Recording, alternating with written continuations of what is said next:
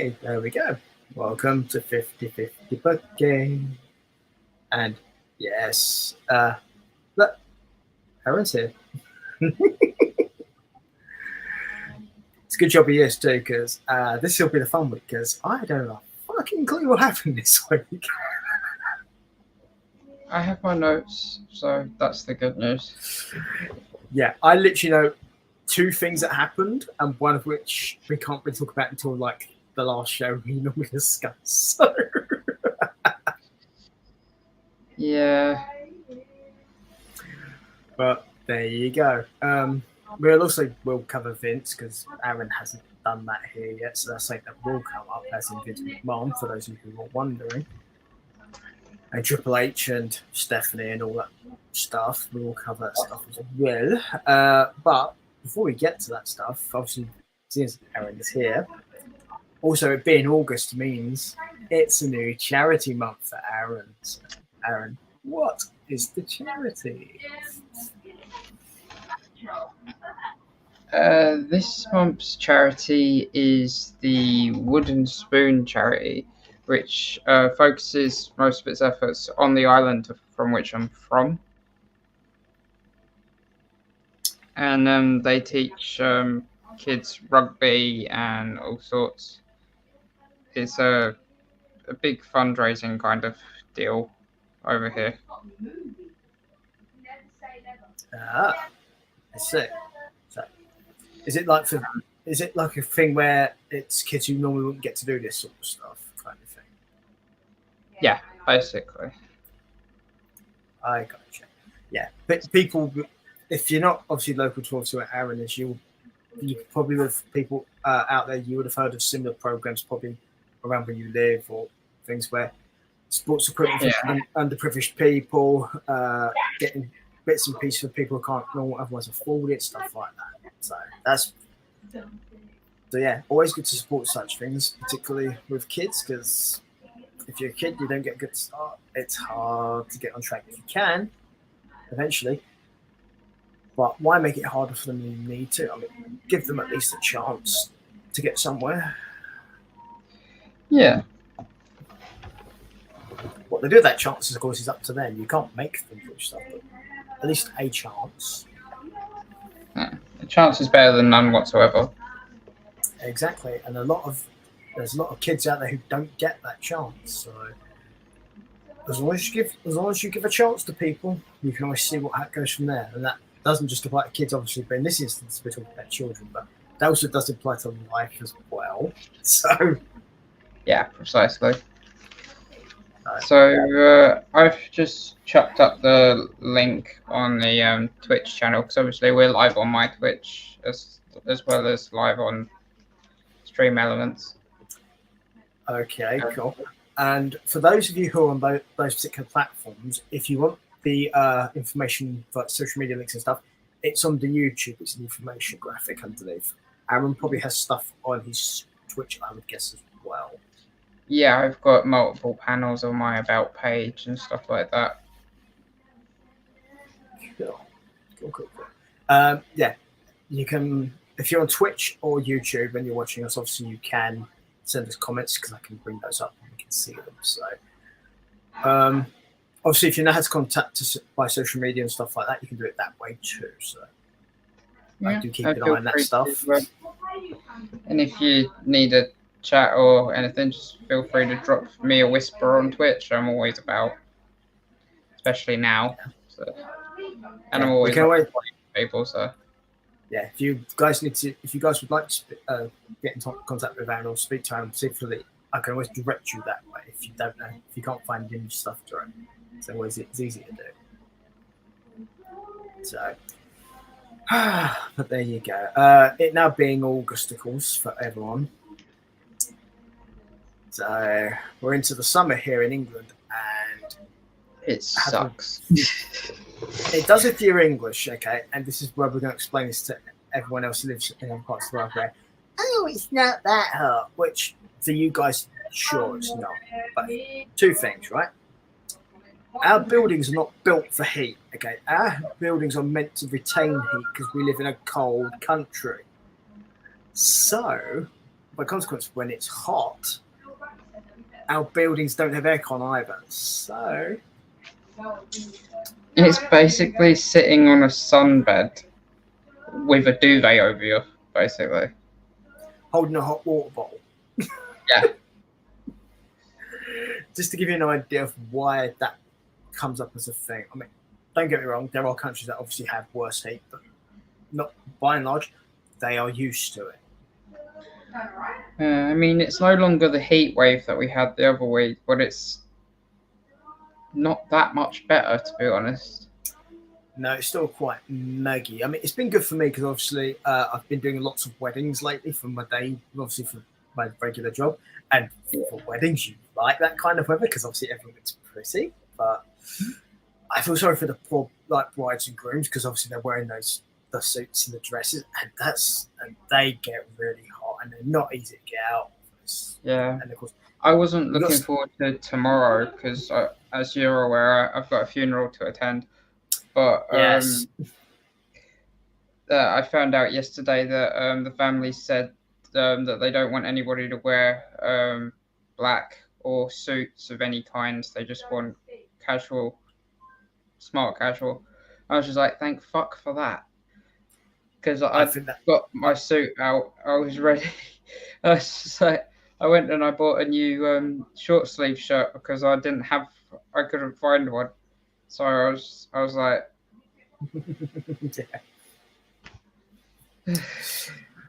But at the same time, that shirt will become in handy at some point anyway. It's one of those things. But yeah, I think that's probably smart. But again, as far as things like funerals go, funerals are different depending on which country you're in. For example, traditions are different and customs are different. So, for example, unless it's changed, I'm pretty sure it hasn't. If you go to a funeral in Egypt, you do not wear a suit and you don't wear all black. Guess why? Yeah. You'll die from heat. So traditionally, you wear yellow or white Egyptian funerals. So, which to me makes a lot more sense. So, there you go.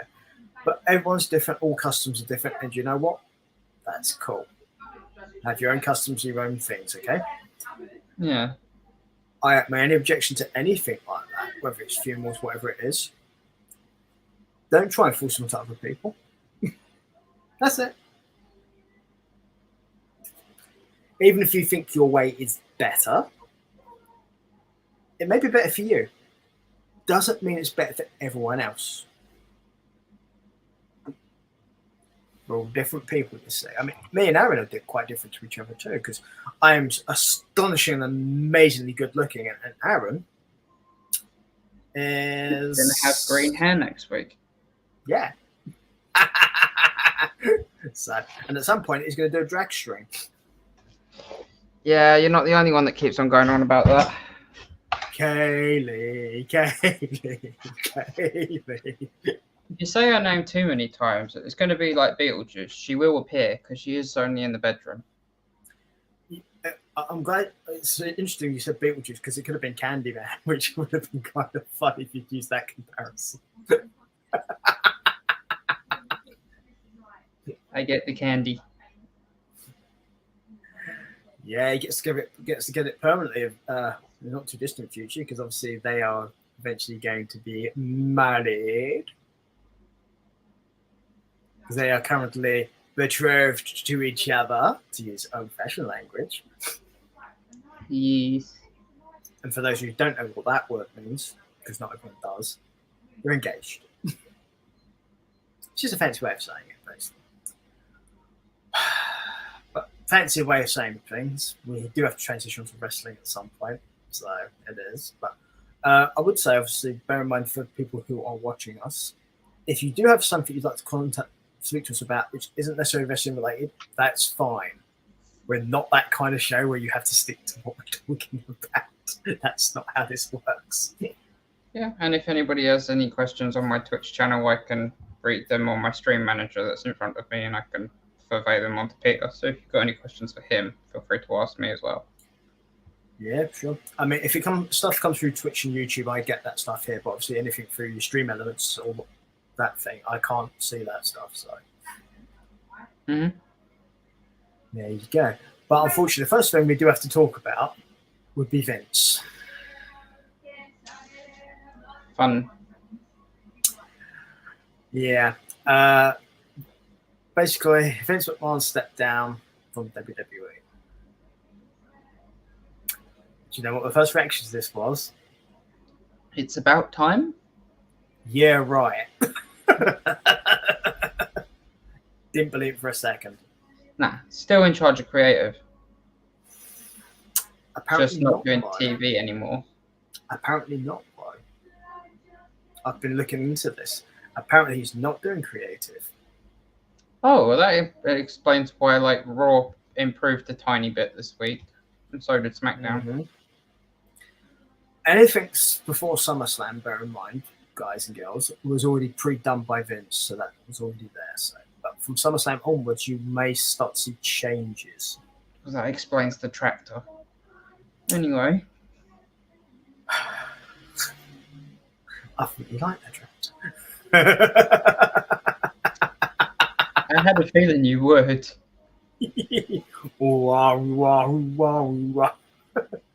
I like my tractor, I do. I like my tractor, I do.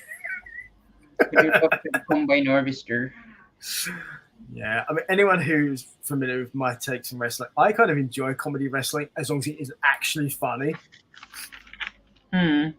But the thing is, if it's completely absurd, I mean, completely absurd, I'm okay with that too, because at least it's something different. Just you can't have it all be that way.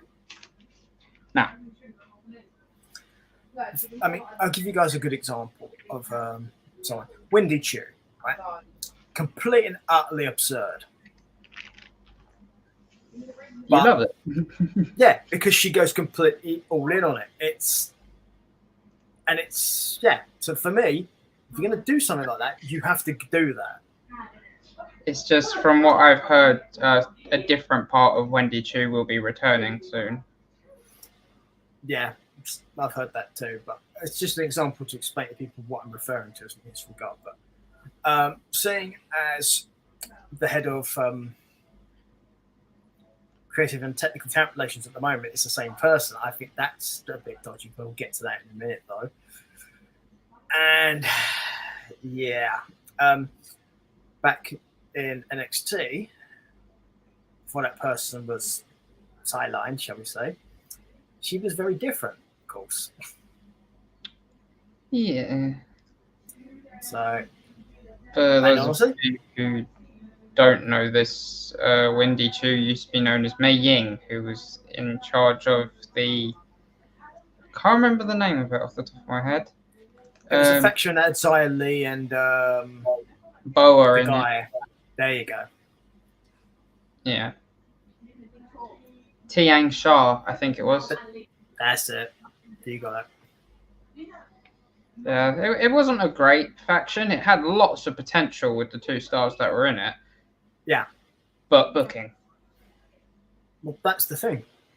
The reason it got any sort of traction at all is the 2 stars in it. Yeah. And both of them were more than capable in the ring, as we've seen on multiple occasions, except now one's on SmackDown and the other one's... I don't know. Sleep in bed somewhere, probably. Yeah.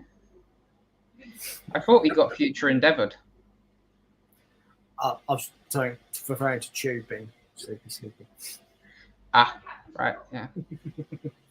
I feel that kind of made sense because Chu, like, you could say that her character needed a rest after passing on the powers to Boa. Yeah, I mean, she was supposed to be like ancient sort of thing. So if yeah, you've done that for so long, you probably do need an app. Yeah. It'd be like, for example, if Greek mythology was real, and I'll use this as an example, right? Atlas was supposed to hold the world on his shoulders, right? If something one day somebody takes it for him, he could be like, "Oh, I need a rest now." Same deal. Yeah, I mean, according to Greek mythology, on the 12 labors of Hercules, Hercules actually took the earth off of Atlas for a few hours. That way, his daughter could he could go get a couple of apples from the Garden of Eden and come back. I think it was the Garden of Persephone, to be honest, because Eden's Christian mythology. So yeah, definitely. And he came back with the apples, and before Hercules could Hercules was going to give him the earth back, and Atlas said, "Oh, I could go and deliver these apples to the king for you." And Hercules was just like, "No, I need to make a patch for my shoulder if you want to do that." And he swapped with Atlas, and he went, "Actually, on second thought, I think I'm just gonna go." And Atlas was like, "Oh, fuck." Yeah, you have to, for things like that in Greek mythology, you'd have to be careful because Hercules being the son of Zeus, an Olympian, and Atlas was a Titan. Yeah. And for those who don't understand why that's an issue, go read up in your Greek mythology. But they do cross over in the Legend of Hercules and in the 12 Labours section. Yeah. There's a lot of interaction with various Titans, but that's quite a famous one you just mentioned there. So.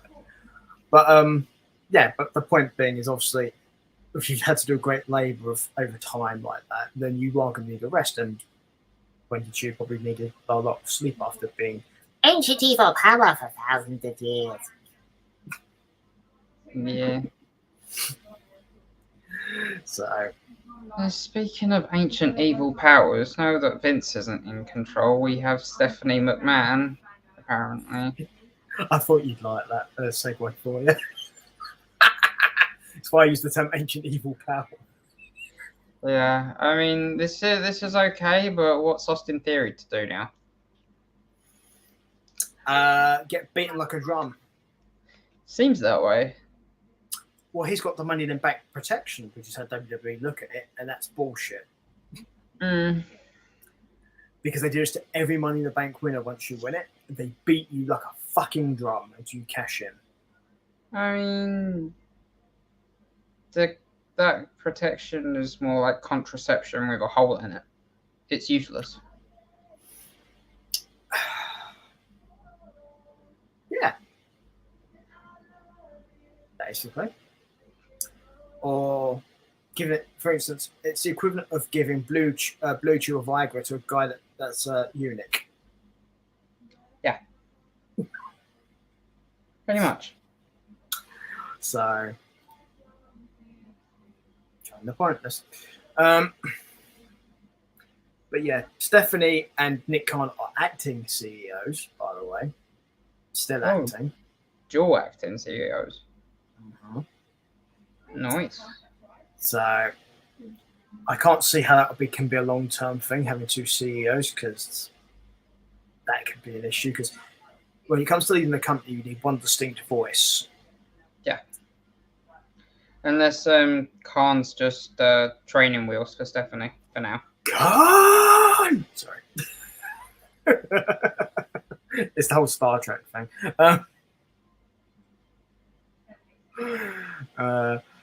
Possibly, but at the same time, it's not like Stephanie hasn't been around to see how this stuff gets done. No, I mean, she's been in the business pretty much her whole life. She's been around her mother and her father, both of whom have been heavily involved in this stuff. Yeah, precisely. And to be fair, to my knowledge, Stephanie has never paid anyone off to hide up having relations with them. No. Probably because Triple H would have found out. Yeah. Although there is the Randy Savage thing, but I'm not touching that. Yeah, probably best not to. So, basically, because it's hearsay and rumour, and there's no evidence in it one way or the other, so I'm not going to go any further into it than that. So, yeah. Don't want to touch that. Not without washing your hands. Ooh, no, definitely not. Oh, yeah. To be honest, I wouldn't want to touch Stephanie McMahon anyway, but that's just me. Oh, Stephanie the Vex, sorry.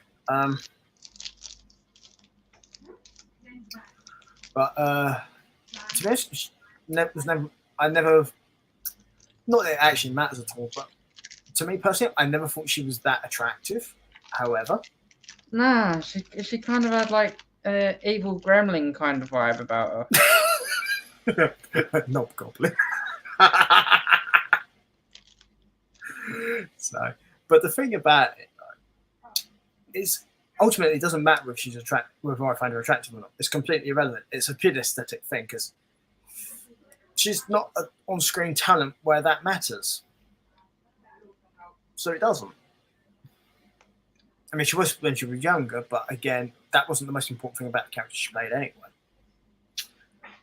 So it's relevant. But at the same time, even if you are aesthetically pleasing to the eye as a male or a female talent, you still have to be able to perform. Yeah. And whether you like Stephanie or not, Stephanie knows how to perform. Incoming. Hello, Peter. Oh, hello, Kaylee. Did I say your name too many times? Did it wake you from the dark dimension? How are you, darling? Well, I am fine. Aaron was telling me all about last night. It was great. Yeah, but the problem I understand, apparently Aaron wasn't there, so you know. That's why it was great. I love you. I'm sorry. For anyone unaware, this is regularly me and Kaylee bust Aaron's chops over this stuff. It's just fun and games. Hey, he can't be that bad. I mean, marrying him, for Christ's sakes. Yeah. Kaylee gave in because Aaron wouldn't stop begging and crying. You make me sound like Leonard from The Big Bang Theory. Marry me. Wow. Marry me. Marry me. Marry me. Marry me. Marry me. Go for a fact. I'm already here. It's a small. Okay, how's that theme tune go? And it all broke with the Big Bang. Yay!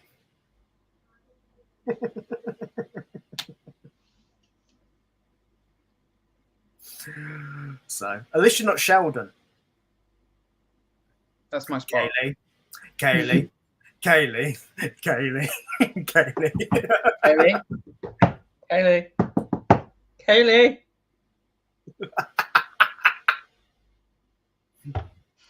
No, just think, like, honestly, like, I'm just going to compared to Sheldon. I'm going to sidetrack us just for a sec here, just to make a very smutty comment because it's fun. Could you imagine, like, honestly, like, if Sheldon had to do it every time he had sex when he climaxed? Girl's name, girl's name, girl's name, and then he comes. Be fucking. But what does he knock with?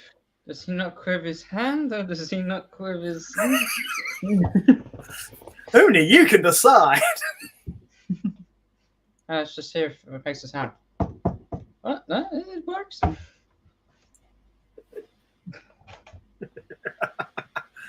Because obviously, for those of you unaware, Sheldon was supposed to be like his character's OCD, so that's what the knocking is, right? So it does make you wonder. It does. And does he put 3 notches on his bedpost for each one, or does he just put 1? No. Or does he do 3, then another 3, then another 3, and count that as 1?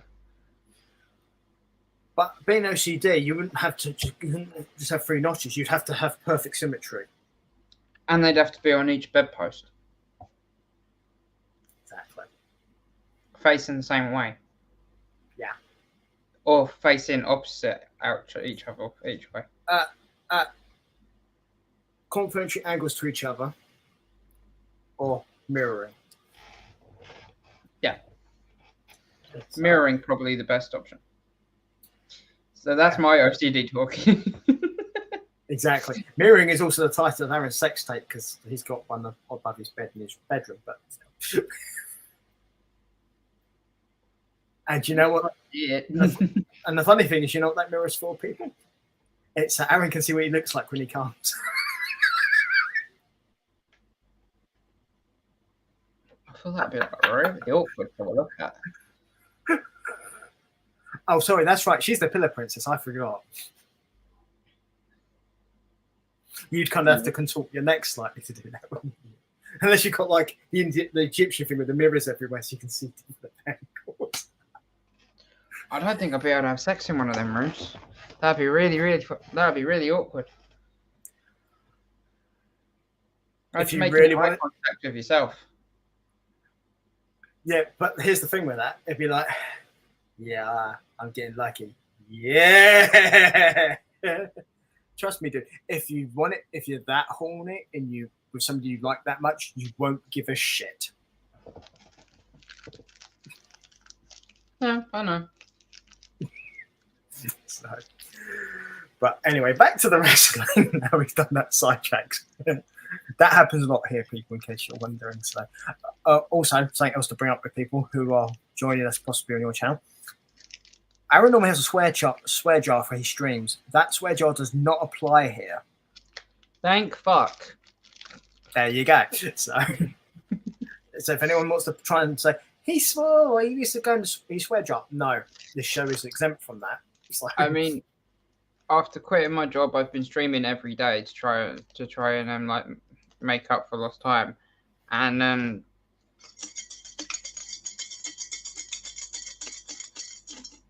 there's about 5, possibly 6 in there already. right, how long did it take you to say Mother Tucker? Not long at all, really. Didn't think so. I think the first one was shit. Because obviously this week started the new charity, but I haven't dyed my hair yet because I've got a funeral tomorrow. And I've explained this on like my socials and stuff like that. But I think people understand that, to be fair. I will have green hair for the rest of the month. Then the following month I will have blue hair for the Alzheimer's Society.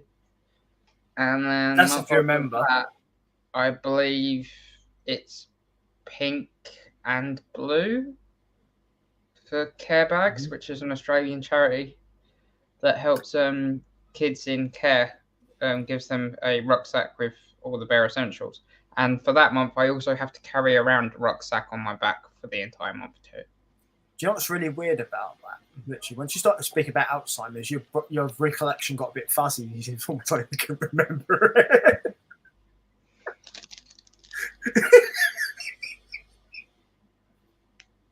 Wow.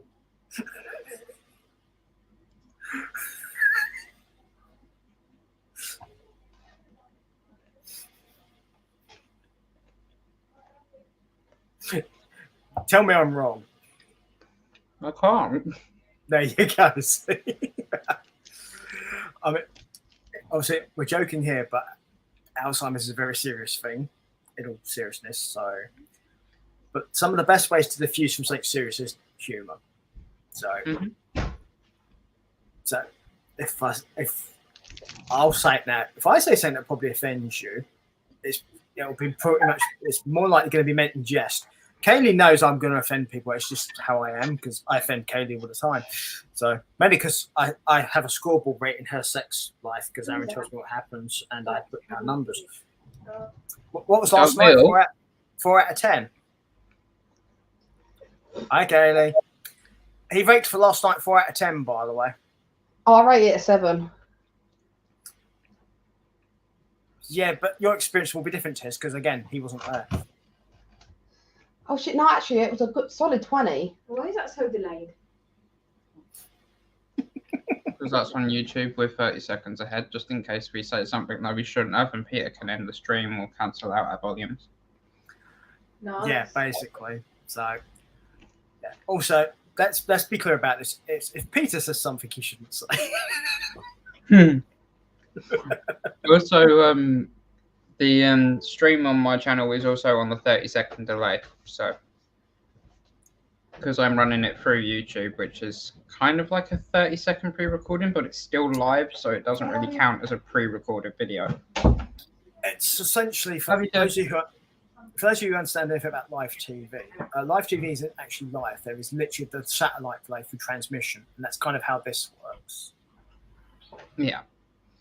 So, Obviously, for like video standards, this doesn't need to be reported because I have consent from the owner of the product. hello. So there's no problem here either because I did ask Peter's permission before doing this, and I thought it was a good way of getting his product out there a bit more on my channel. because obviously I'm featured as well, so why not? Yeah, but it also helps. Also helps Aaron too, because again, it's content, and yeah, it's fun. I mean, I literally do this just for fun for me, because that's what this is for me. It's fun because I have a full-time job I do. Me and Aaron do this show for fun, but also Aaron does have a stream as well. So why not help Aaron while we're doing this? It makes sense. I mean, it's the one day of the week that I wasn't doing anything, and we were both wrestling fans when we met, and we both like Yeah. talked about it all the time. We started doing other podcasts, and then we thought, fuck it, why not? Let's make a wrestling one. Yeah, Because and it's we're literally lucky- all we spoke about, really. Yeah, and this No, we is do literally it one once a week. lasts. Yeah, and this is the one that's still going regularly. Yeah. Because to be honest, it's the only one I actually generally usually have the time to do. Yeah. So it's what happens when you're busy, especially this time of year. So Yeah. Because all day yesterday I was pretty much working. So Yeah. and I finished about 11 o'clock last night and got home about nearly midnight. And that was only because it was local. Otherwise, usually getting home after these sort of things is usually after midnight. Yeah. That's going to be the case for my wedding day. To be honest with your wedding day, I just might find somewhere to stay and then go back the next day because it might just be easier, honestly. Yeah. So I mean, it's gonna be like hotels and stuff booked for like certain people, so would make sense. yeah, although I'm going to be at yours for also a secondary purpose rather than just being there. So there is that. Yeah. So because I will actually be at Aaron and Kelly's wedding, doing my job as well as just actually being there. Yeah, it means that he doesn't have to have an invite because he's working. So it's kind of a loophole in the situation as well. Because even though we was going to invite him, as he's a photographer, he doesn't count as a guest. And we're only allowed 40 people. Also, I get to hide from everyone behind a camera so people can't talk to me all the time. It's going to be funny seeing you meet my mum for the first time. I'm looking forward to that the most, probably. Well, of course, I've seen your mum obviously on the show and various things before, so there is that, and I've seen your brothers as well. Obviously, never physically met. So No, you never met them in person, and my mum's a lot shorter than she looks on camera, so it's gonna be fun to see your face. You're gonna be like, oh, I'm not gonna have a neck ache all day. I'll be fine. They'll be the same level as me, and you'll get there and you'll be like, hi. I mean, for those of you who obviously aren't aware of this, I'm actually also taller than Aaron, so that's always a fun one as well. So, Yeah. I mean, I'm not super tall, but I'm taller than Aaron, so at least for now, because I'm getting older, so I start to shrink at some point. So I think last time I saw you was 6 foot, roughly. I'm 5'9", mate. Oh, 5'9". Because I'm not a lot taller than you, but I am taller. So but No. we'll see. But there's an age difference here, so yeah. Yeah. For anyone who's interested, I'm 5'6.5". So he's an And inch that and a half taller than me.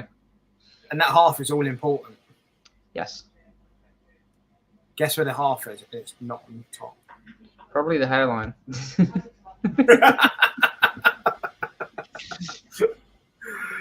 Fair. So, but that's all the fun and games that goes on with this sort of stuff. So, but We should probably get to Raw. I've just got to grab a drink because I've been told to hydrate.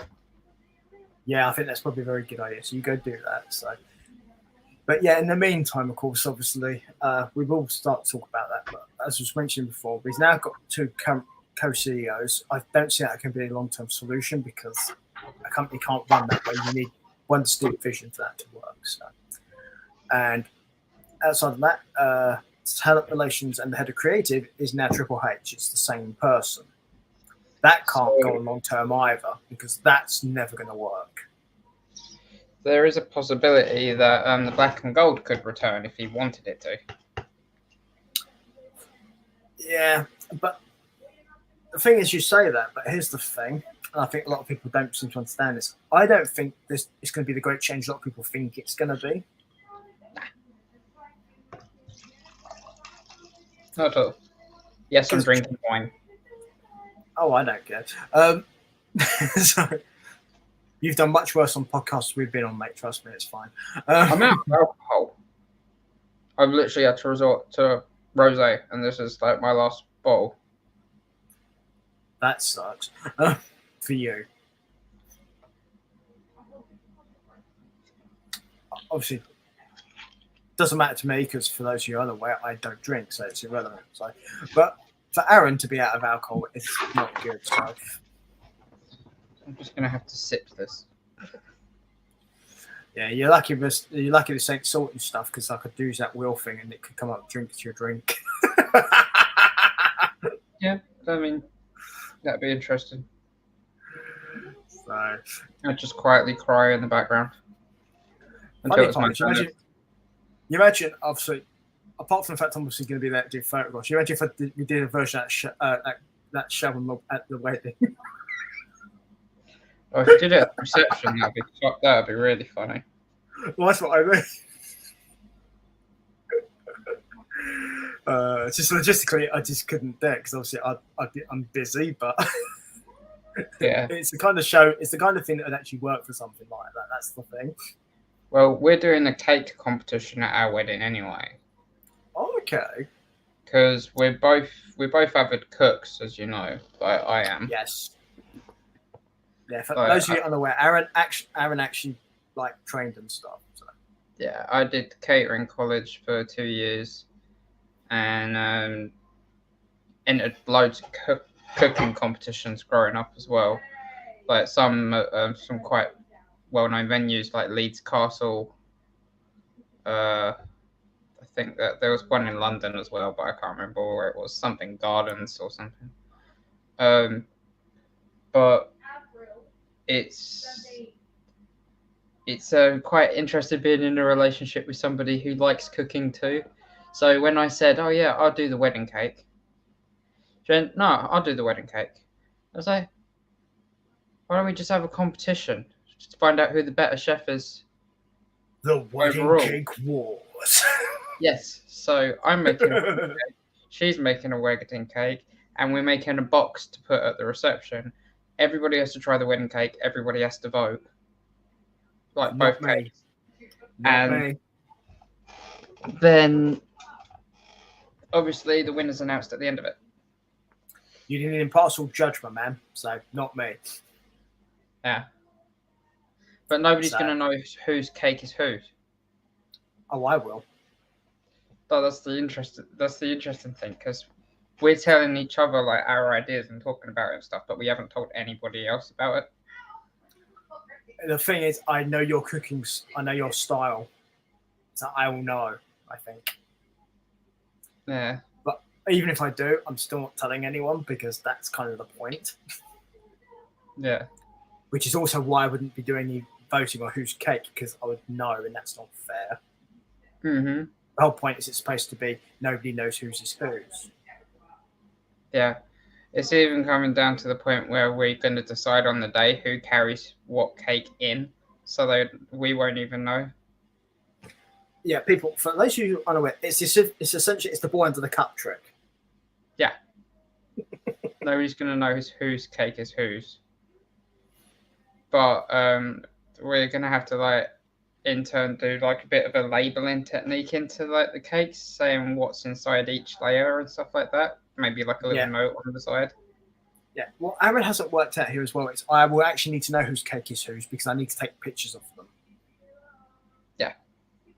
So I will need to know, basically. Yeah. Regardless. I mean, everybody will find out at the end of the night anyway. But that's exactly why I won't vote on it because I'll know. Yeah. I don't because I wasn't sure Aaron worked out exactly why I would actually need to. I would have known anyway because because they actually do have to tell me. So, but at the same time, I'm very good at not telling people anything. So yeah, just because I know doesn't mean anyone else is gonna. Yeah.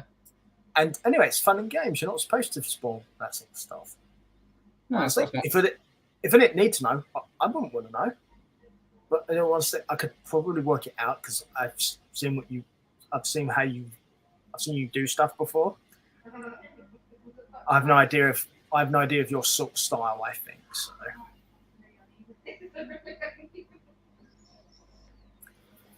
There you go. But anyhow, yes, we should get to Raw. Yeah.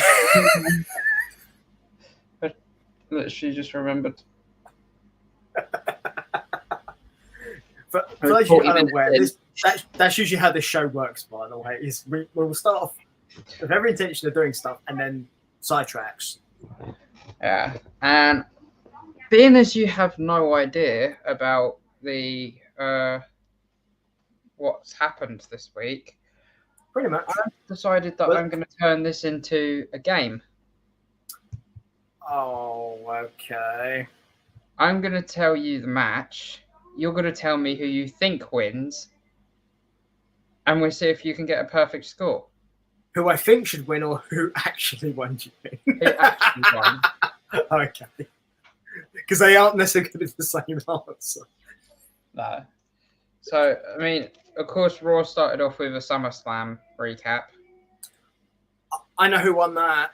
So did both the shows. I know who won that. Yeah. Becky Lynch came out injured after SummerSlam, and we got our first recap of the returns and the in-ring standoff between Becky, Bianca, Kai, Io, and Bayley. Io Sky. Yeah, which I found really, they was really creative with that name, wasn't it? It's literally so they can trademark it. Yeah. It's as simple as that. If anyone wondered, that's why the name changed. So Becky came out, cut a good promo, and hyped up the women's division, called out Belair. And to be honest, I thought this was going to be a trap, and Becky would turn on Belair again and possibly join up with Bayley and co. But no, they actually had a bit of a touching moment and a segue.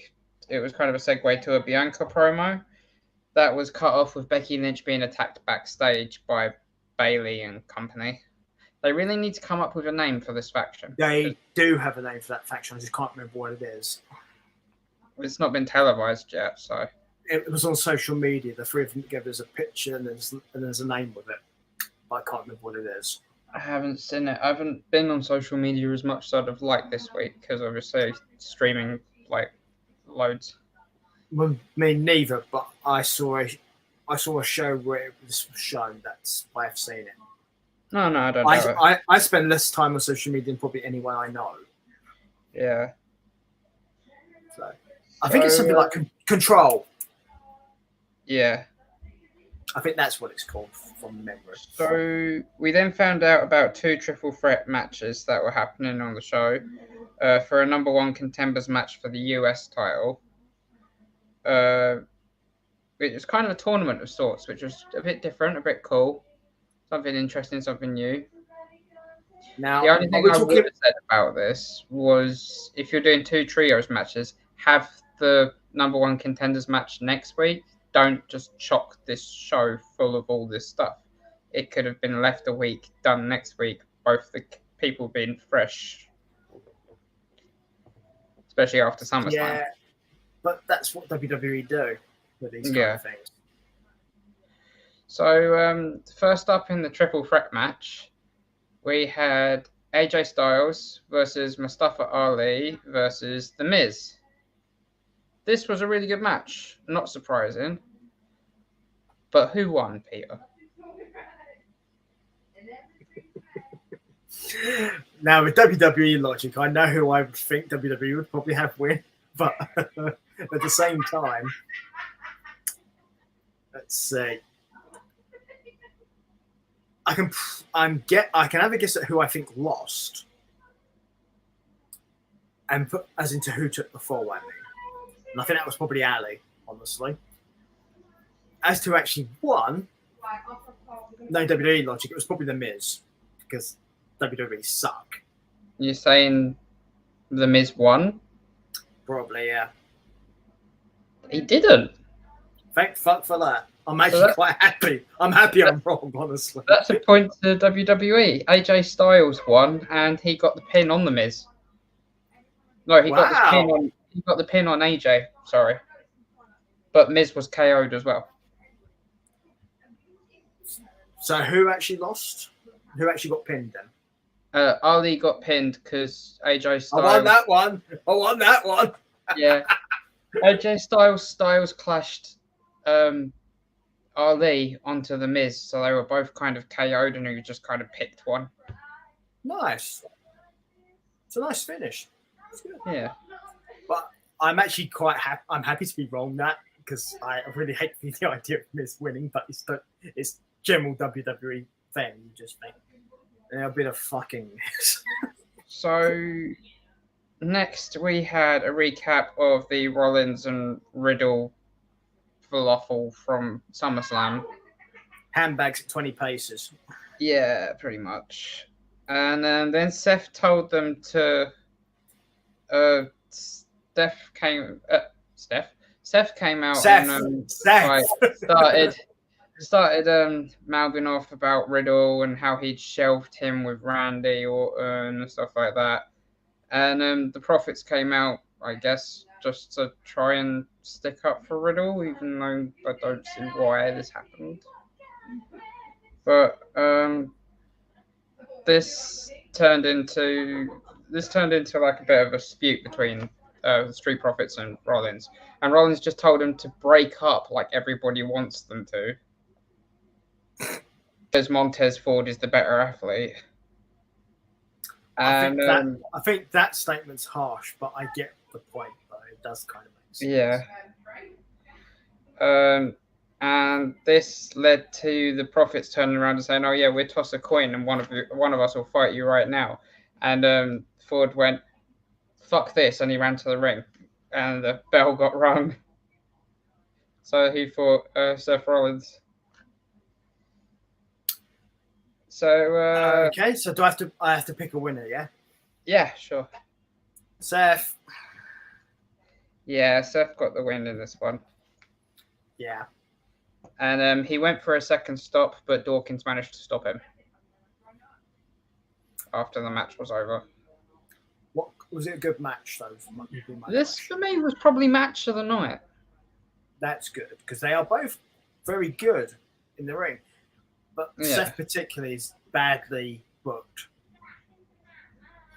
Yeah, so after this we had another SummerSlam recap, but this time it was about the tractor. Dang! Number 3, SummerSlam recap. Then we had, for some reason, Alexa Bliss versus Asuka. The problem I had with this match, there was no build-up, no promotion on social media, And no why. storyline, and like any pay-per-view, if you ask me, this would have been main event anywhere for a title. Yeah. Asuka. It could have been a seriously good match if the storyline worked out properly. And this match was good because of the two talents. Yeah. But I like with all that, I didn't really know how it was going to end. So how do you think it ended? I already said. Do you think Asuka won? Yeah. No. Neither of them won. Bailey, Oh, Io, let and me Kai guess. came out and jumped them. Yeah. I was going to say, was it a no contest deal then? Because that would have been the only other. I generally don't know, but it was classed as a DQ. Okay, they're not horrible. Okay. In that case, I will look. Admit it, they're not horrible. Actually, no, I can't look that because of the game you're playing. So Yeah. go to WWE.com and look up Raw's results. It will actually tell you there. I don't want to. WWE's results on Raw. Literally go to WWE's website. There's a section that has shows. Go to where it says Raw, and next to it there'll be a section that says results, and click that. Go away. I won't go away. Now he wants you there really, but unfortunately, Twitch will demonetize him if you do that stuff on camera. That's right, because I've already shown him what he's missing out on. Yeah, bro. But that's what his OnlyFans is for. Caring too much for colours. Exactly. It's not even mentioned on what happened. No, not what happened. We're talking about results. There's a results section. Right. If you go to WWE.com, there's a bunch of things at the top. One of them is shows. Yeah, I'm on the Raw results.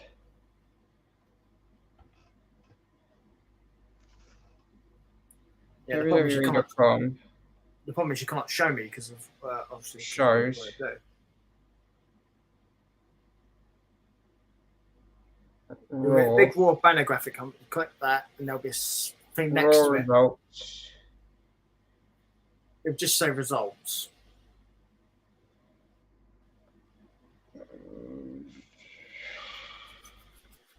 And then usually underneath the section question, it will say the actual result they There's recorded. loads of videos. Okay, it's normally still pictures, so you may be in the wrong bit. No, it says Raw results here. It says Raw results. But it's all videos and stuff. Yeah, but if you scroll, there'll be words as well. No. Then you're not in the right section then. There's a load of lists of superstars. Yeah, it's wrong section. You're in the wrong bit. It says full details. Yeah, you don't want the full details bit. You want to. There's literally a subsection which says results.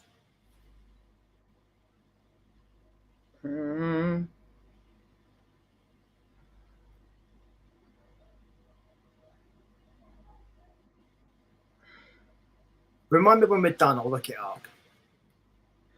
Okay.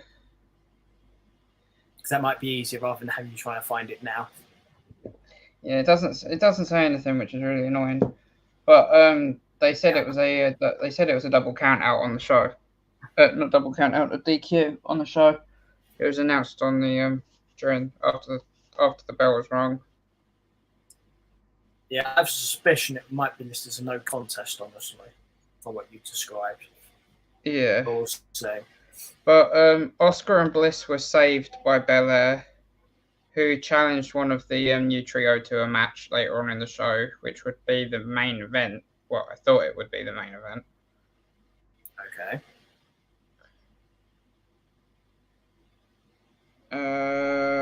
I thought that the match was actually going to happen like there and then because she challenged them, but it didn't. After the break, it came back to a new match, and it was the second triple threat match for the title shot.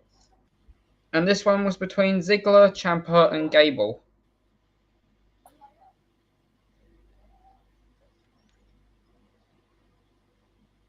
And as a little bonus thing, I'll say this. To start off with, Gable and Ciampa banded together and they jumped on Ziggler for some reason. I like that. I'm not going to lie. Okay, I'll go with who I would like to have won that match. Even though I'm pretty sure he probably didn't. Daddy Ciampa. Acknowledge me. He did win. Yay! Aaron, she broke the Ouch. door. No, I didn't. It was really broke. She broke the door. Give me a nipple on. Okay, who did you break? And you probably shouldn't say that on the stream. Exactly. Idiot. Unless we're doing an OnlyFans one, which we'll do later. So, yeah. Ciampa won this. He hit the fairy tale ending on Gable, I believe. Not being funny, Ziggler and Gable look nothing like each other, so I can't remember off the top of my head. It's been a very long week.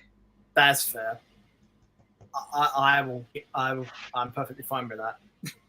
So next we had Bianca versus Io Sky, which wasn't the main event and didn't happen after the jumping scene. So this was like, what the fuck? When like both were in ring gear anyway when the fighting scene happened. The jumping scene happened anyway. Yeah. So Bianca versus Io Sky.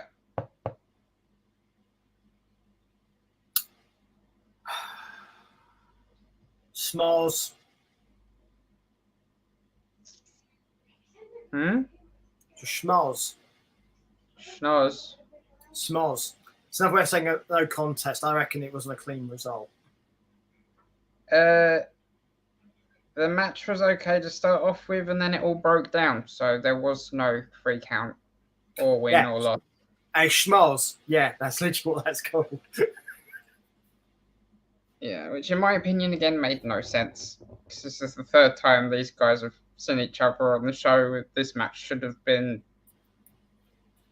a contest at least, in my opinion. Also, it's the 2nd types thing on the show already. Yeah. That's not good. Nope. And they're both led into each other, and they're both relate to each other as well, which makes it worse. Yeah. And then we had the final of the tournament for the US #1 contendership Daddy between Ciampa against AJ, yeah? Ciampa versus AJ Styles. Okay. And of course, the winner takes on Theory. Bobby Lashley. Oh, it's Lashley, isn't it? Yeah, Lashley won the title for him. Yeah, because Theory is cannon fodder. So it's one of the two versus Bobby Daddy Lashley. So to be honest, either one of them is a good match for Lashley. Honestly, I think it'd be interesting. But WWE's dumbass booking, it'll be AJ. And I've got nothing against AJ. Was it Daddy Champs? Ciampa won. Yay! Daddy Champs. And the reason he won is he had a helping hand from The Miz, who was ringside. Okay, that at least makes sense. So I'm happy it was Daddy Champs because it's good to see them actually doing something with him as opposed to him just standing next to bloody Miz going and not actually explain why the fuck he's standing next to Miz. Yeah, I'm still waiting for that explanation too. Don't hold your breath waiting for it. Would be my statement to that. Then we had the Usos versus the Mysterios for the tag team titles. This was random and unadvertised, especially for a title match. But anyway, yeah, Mysterios versus Usos. If something's random and unannounced like that, it usually means it replaced something. That's usually what that would be. Obviously, I don't know because obviously I don't know what happened this week. So let's see. So Usos versus the Mysterios. It's still Dominic and Rey, I'm assuming. That the Mysterios haven't replaced Dominic yet. So, so it's not Aaliyah and Rey, for example. Which, to be honest, would be a better team, let's be honest, because Dominic's shit. Usos. Yeah, the Usos won. And do you want to hazard a guess as to what happened after the match? Dominic and Rey had something go on in Judgment Day? Yeah, the Mysterios were jumped by the Judgment Day. Edge came out to the rescue, but because of Rhea Ripley, Edge ended up spearing Dominic instead of Damian Priest. Okay. I think Edge may have got confused. The fact he's got Rhea Ripley's haircut, he probably thought it was different. Yeah. Although, not sorry that he speared Dominic. I'm just going to make this makeshift team that's happening at the moment a little bit awkward, probably. Edge and Ray, I'm guessing. Yeah. For those of you unaware, there's a history there. They've been champions together before. This was mentioned in a segment on Raw as well, which I thought was a nice touch. Oh, they actually acknowledged it. Okay, that's good. Yeah, Ray did in a segment that we was talking about the Judgment Day and Edge and SummerSlam. It's nice to see they acknowledge something happened previously and didn't forget the fact it happened. Yeah. So yeah, that was the end of Raw. And Peter beat WWE 4-3 in the Raw. Nice. I think NXT will be harder, honestly, when it comes to picking. It generally is. Because they do some weird shit on NXT. So.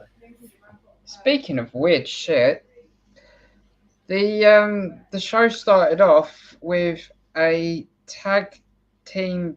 women's tag team championship eliminator match, fatal 4-way elimination match.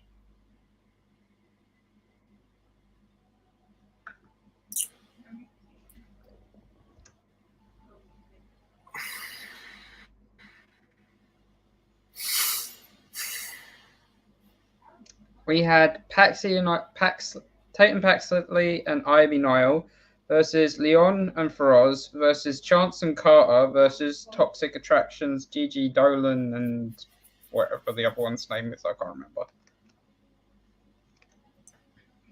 Right. Ladies and gentlemen, if you've got headphones in, please remove them slightly from your ears because I'm about to shout. Okay? What the fucking hell is this shit? There's already champions. Why the fuck have you got an eliminator, you fucking dumb cunts?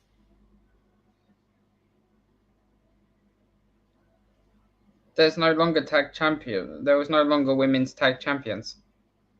Yes, there were. Because no, last week Cora Jade relinquished the title by throwing the tag title in the bin. Because they won it. That's not how that shit works. Was apparently because the week beforehand, the other half of the tag team champions gave her title to Alundra Blaze for some fucking reason, and then picked the title out of the bin that Cora had thrown away and gave that to Alundra Blaze as well. And she walked out the building and said, "These titles will be rehomed next week." And then this week we had this shit opening the show. It's all shit. Yes. But who won? I don't fucking care. What are the teams again? Sorry. It's the toxic bullshit, right? And Paxley and Niall, Leon and Feroz, and Chance and Carter. Chance and Carter. Why not? Okay, you won that one. Yay! They actually deserved this, in my opinion. That's why I picked them. Because NXT generally are much more likely to go with who deserves rather than who people as to who rather the uppers tend to go with. This was long overdue. Agreed. But can you guess who was first out? Ooh, that would be harder. Toxic Attraction. No.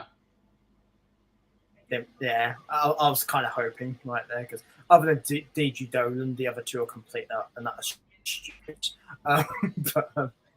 First out was Feroz and Leon. Okay. Then second out was Paxley and Niall, but Niall wasn't pinned. Paxley was, and she was pinned by Toxic Attraction. Okay. And Toxic lost the last 4. Yeah, Toxic was eliminated by Chance and Carter. Do you know which member of Toxic lost? I'm curious. I believe it was Gigi. Dolan?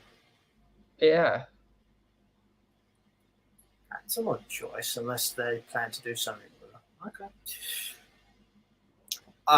Me personally, and this is me, it's just spitballing. Sometimes I know stuff, sometimes that. Me personally, I would like to see her split away from because I think she can do better on her own.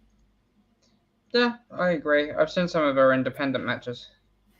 Yeah, definitely much better act on her own, honestly. I think she's kind of hamstrung with this toxic attraction bullshit. Does seem a bit like held back. Yeah. So after this, we had Briggs and Jensen in the segment, which was good. Gacy and Jensen became a match somehow in this because Joe Gacy interrupted and told Fallon Henley that she needed to look into his eyes and find the roadmap to her proper destination in life. Just like Cameron Grimes, who he's currently obsessed with at the moment for some reason.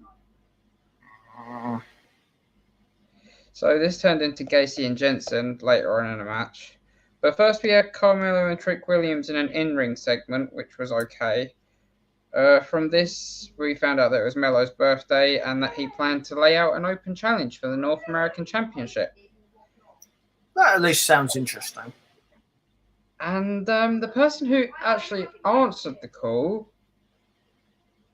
wasn't the person who got the match. Well, that sounds like they've been booking all day long. Carmelo was standing in the ring and Vinci, or as the ex-member of Imperium, Fabian Eichner, his music came on and everybody was really excited for Vinci versus Carmelo Hayes until on Vinci's second camera picture thing on the entrance, you saw a blur whiz past and Nathan Fraser was already in the ring by the time he was halfway through the entrance. So Fraser jumped the gun on Vinci for the title match. To be fair, Vinci was it's in character for Fraser. It's in character for Fraser to do that. Yeah. So that at least I'll accept. As stupid as it is, at least makes sense. So we ended up having Nathan Fraser versus Carmelo Hayes with Vinci on commentary because he was basically pissed off that he lost his chance. To be fair, there's also history because Fraser and the former and Walter have a history. Imperium and Fraser have a history. So that at least I understand. And I think Melo against Fraser was probably quite good, I think. As long as it was allowed to be a natural match. It kind of was a match. Was it, or was it more of an angle? It was more of an angle because Fraser, it was an okay match. But thanks to an assist from Vinci, a certain thing happened. Okay. And you're not going to tell me what it is because it clearly relates to the result of the match, yeah. Right. Yeah, so, I'm going to have to. I've kind of given it away, really, with this one. Uh-huh. Yeah, so I would say, from that if you go by pure logic, and WWE doesn't do it, you won't but by pure logic's sake, that would mean that Fraser lost because of what happened. Yeah. Yeah. And after the match, Vinci beat him up a little bit more and took a picture with him. Because he thinks he's Tyler Breeze, apparently. Yeah.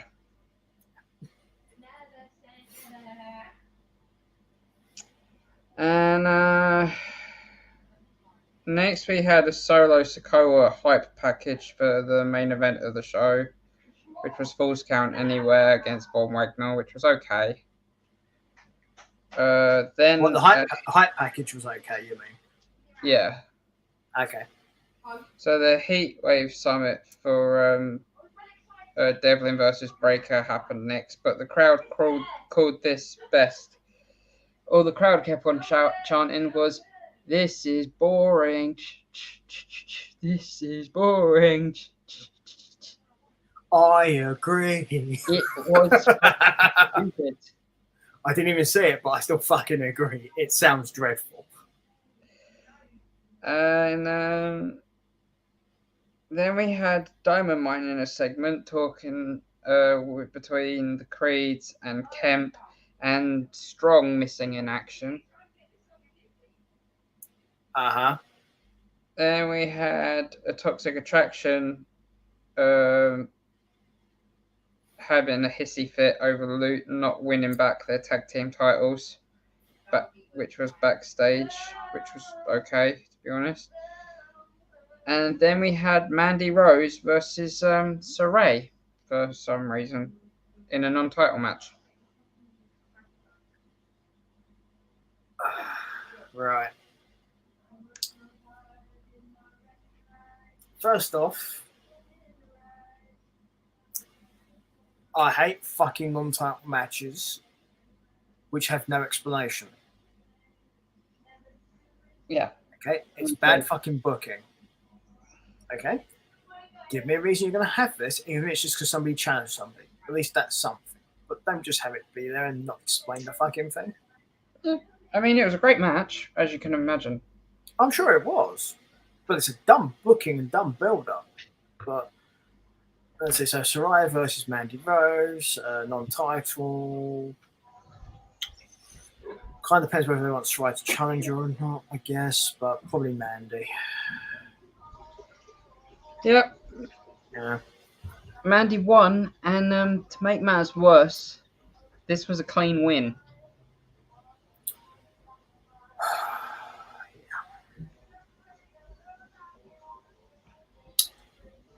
For what reason would be my response to that? Why would it be a clean win? Are they trying deliberately not to do anything with Saraya? Like, what the fuck? And after the match, Saraya was then beaten up and jumped by the rest of Toxic Attraction. Sorry, I have a question. Obviously, because you saw this and I didn't. Was she still dressed as a schoolgirl? No. Mm-hmm. You know I asked, don't you? Yeah. Mm-hmm. She was at the beginning of her entrance, though, and then she walked into the cloud of smoke and became Saraya, even though she was already Saraya. But it'll be interesting to see if that still continues being a thing now. Yeah. Then we had a Stratton segment, which was okay, to be honest, but for the past 3 weeks, we've had a Stratton segment, a Chew segment, and then another Stratton segment. Are these ever actually going to get to the ring, or is this all we're just going to see of Wendy Chew now? Quite possibly, but this actually brings me to a point I was going to raise with NXT now, particularly now Triple H having the stroke of this. You've got to bear in mind there was 5 major talents, right, that didn't appear on NXT TV for years while he was in charge of NXT. And these are like big talents, and they were literally just sat there doing nothing. So anyone who thinks that Triple H now being in positions is a magical cure and everything's going to be better, you need to remember that. Because he's more like Vince than people think he is. As far as that kind of mindset goes when it comes to the actual wrestling stuff. Yeah. So I can't say I'm surprised, but yeah, this is just going to probably go along for a couple more weeks, and eventually they'll have a match which will be crap. Yeah. So next we had Axiom and Duke Hudson in a segment, which was good, to be honest. They ended up brawling in the backstage area and then came through the backstage area into the ring, and Axiom was put down by Duke Hudson. But as Duke was leaving, Axiom called Hudson back to the ring and challenged him to a match. Bear in mind he'd been beaten the crap out of. We got Axiom versus Hudson 1-on-1. At least this makes sense. You have a brawl behind, you have a brawl beforehand, they set to the ring, you're angry, you're annoyed, he's walked off, get the fuck back here, I want to fight. That, at least in the build-up, that makes sense. This is something they could have done for the women's non-title match. Something like this. At least that would have made fucking sense. This makes sense because of that. It's a little thing, but it makes a big difference. As to who won, I'm guessing it was our man Hudson. No, Was it not? Okay, that's good. no. Axiom won this, and it was a perfect small package roll up. Clean win. Yeah. Nice. I'm putting more glitter on it. Please That's tell you good. You can't. You can see. Then we had a Wesley segment, which was good. Wesley tricked Trick into a British rounds match. Nice. So he challenged him, and from the sounds of a couple of things that happened later on in the show, Trick said yes, and he was trying to look up the rules to a British rounds match in a rules book, in a rule book. If he'd been smart, you know what he would have done? Watched would've NXT got- UK. Exactly. He would have got out his phone, gone onto the cock, as in the peacock, because that's what it is in America, right? Yeah. And then gone to the WWE section of it, and then watched NXT UK and watched one of these matches, because that would have Yeah. explained it without even having to look for a fucking thing. And it's a good way to promote your fucking network. But he didn't. No. He was trying to Google what one was on his phone in the car park. Which probably brought up results like Queensberry rules, amateur wrestling rules, Yeah. world of sport rules, stuff like that. Yeah.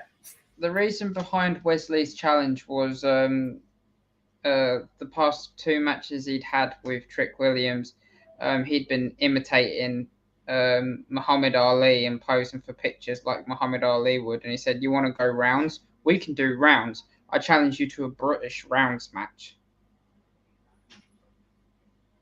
So it made sense as well, storyline wise, and it's going I'm to be all the for first rounds match we've seen on NXT as well. The main NXT show, yeah. I'm a big fan of things making sense, you know. Even if I don't necessarily like something, I like the fact it makes sense for things. And this, I'll be interested to see what happens. But we'll see. I'll be I'm not interested so sure. to see how they do it. I was saying I'm not so sure how well the rounds format will work on the main NXT show. That's my only big concern with it. Yeah. So next we had Tony D and Stacks versus the Creeds for the Tag Team Championships. Speaking of which, the member that disappeared from Tony D'Angelo's faction, Yeah. have you seen them lately? Possibly. They're on AEW. Yeah.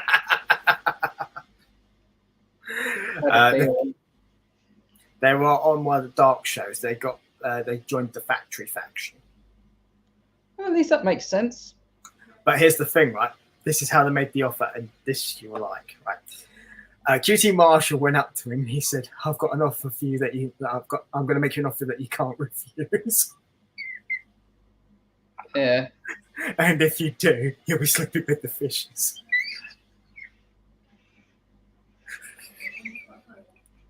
I like it.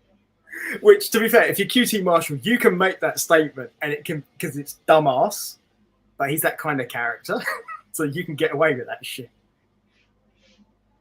And for those of us who know where he came from, it's funny as fuck. But as soon as you brought him up, I thought I'd mention that there. So Tony D and Stacks versus the Creeds. Who do you think won? Please stop. I know who probably should have won, Have a drink. and that'd be the Creeds. So I'm going with the Creeds. Don't want to picture in the fridge. I bet they didn't, though, did they? It was for the championships, and they won. Which one? Creeds. Good. Thank fuck for that. But the only reason they won was Santos Escobar returned. Did he? Yes, he did. And Aaron was very happy about it. Yes, because Tony D was asking for the crowbar from the rest of the Legado members, and when he looked up, the crowbar was in Escobar's hand. Escobar pulled him out to the ring, and he had the brass knuckles that Tony D used to beat him the first in their match, and he KO'd him, shoved him back in the ring. The Creeds did their finisher, end the match, and it was a clean win for the Creeds, on record. But here you go. This is how you do shit like this. This makes perfect sense. I like this. And This was Someone probably else who- my highlight of the week. yeah, I'm not surprised at that at all. But yes, I heard Kaylee just then, and I imagine she was kind of fond of getting the D too, but that's another thing entirely. So I know she can't hear me right now, which is good. you can. She's just got a mouthful of chocolate squirty cream. Is she streaming on her OnlyFans again? I told her about that. No. Kaylee, paid content. Do it behind the paywall. What? Hug. Hug. Yeah. Well, I got that working. That's what she said. I'll grab coffee in a minute. That's what happens when the girl realises she put the batteries in the right way for the vibrator. Yeah. Shit, I think that's what's wrong with Bertie. Why have you gone to the toe? Her nails look pretty. Hope, shower You made your it nails. What? Shower I your just keep nails. my toe thinking you and reach at my toe. Aaron, trust me, there's some things you just don't want to Go be walking answered at it. as a Go guy. to the Very camera. girly. Show them to the camera. No, thanks. Girly? No, thanks. Girly, it says girly chat, is it? Fabulous. She's 17. Behave.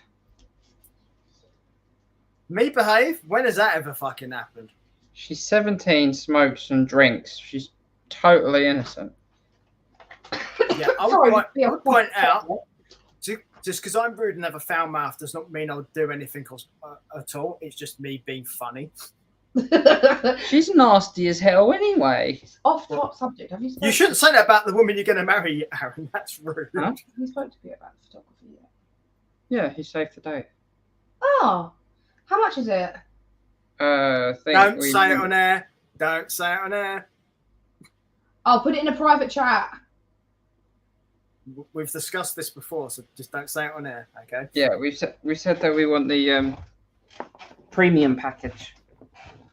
So Wait, what? anyway, I'll be streaming it on the OnlyFans, including the honeymoon. Right. Oh, sweet. As long as we get a copy. Oh no, the thing is that any money that's raised from like people who buy the added content on the OnlyFans, that goes towards like your honeymoon fund and stuff. So, yeah. Sugar, pardon me. it's all part of Aaron's caring too much for colours brand. Speaking of caring too much, we have Perez Yes. next in a promo. I was going. We should probably get back to NXT. Yeah. Yeah, she basically just turned around and said that she was going to come for Cora Jade and get her revenge. Fair enough. This was good, and probably end up seeing Perez versus Jade at Heatwave, which is a really stupid name for a pay-per-view. So what should they call it? Central Heating? I don't know. Rush Hour? Which is a film franchise. What do you know where it is, by the way, or is it going to be in the XT thing? I have no idea.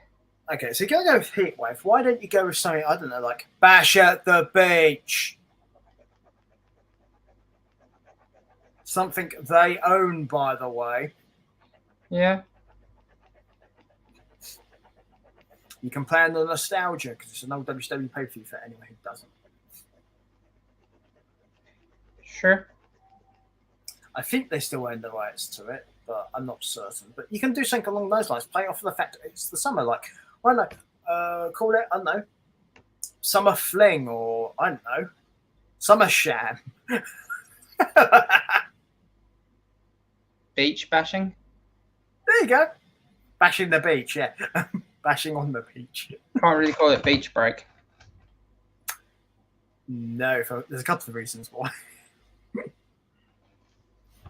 You might have somebody turn up in denim and just give you the thumbs up if that happens. Yeah, which will be freshly squeezed. So after this segment, we had Yes. Jade in a segment, which was her immediate reply. And she said no because she didn't want to work with a charity case. And then Mandy Rose told her to take out Zoe Stark, and face her at Heatwave instead. And Jade seemed pretty interested. As she should be. 'Cause it's a title match. At least that's in character. It makes sense for Mandy, and that's something she should want as well. So yeah, you're right. Then we had a Von Wagner package, which was great. Sorry.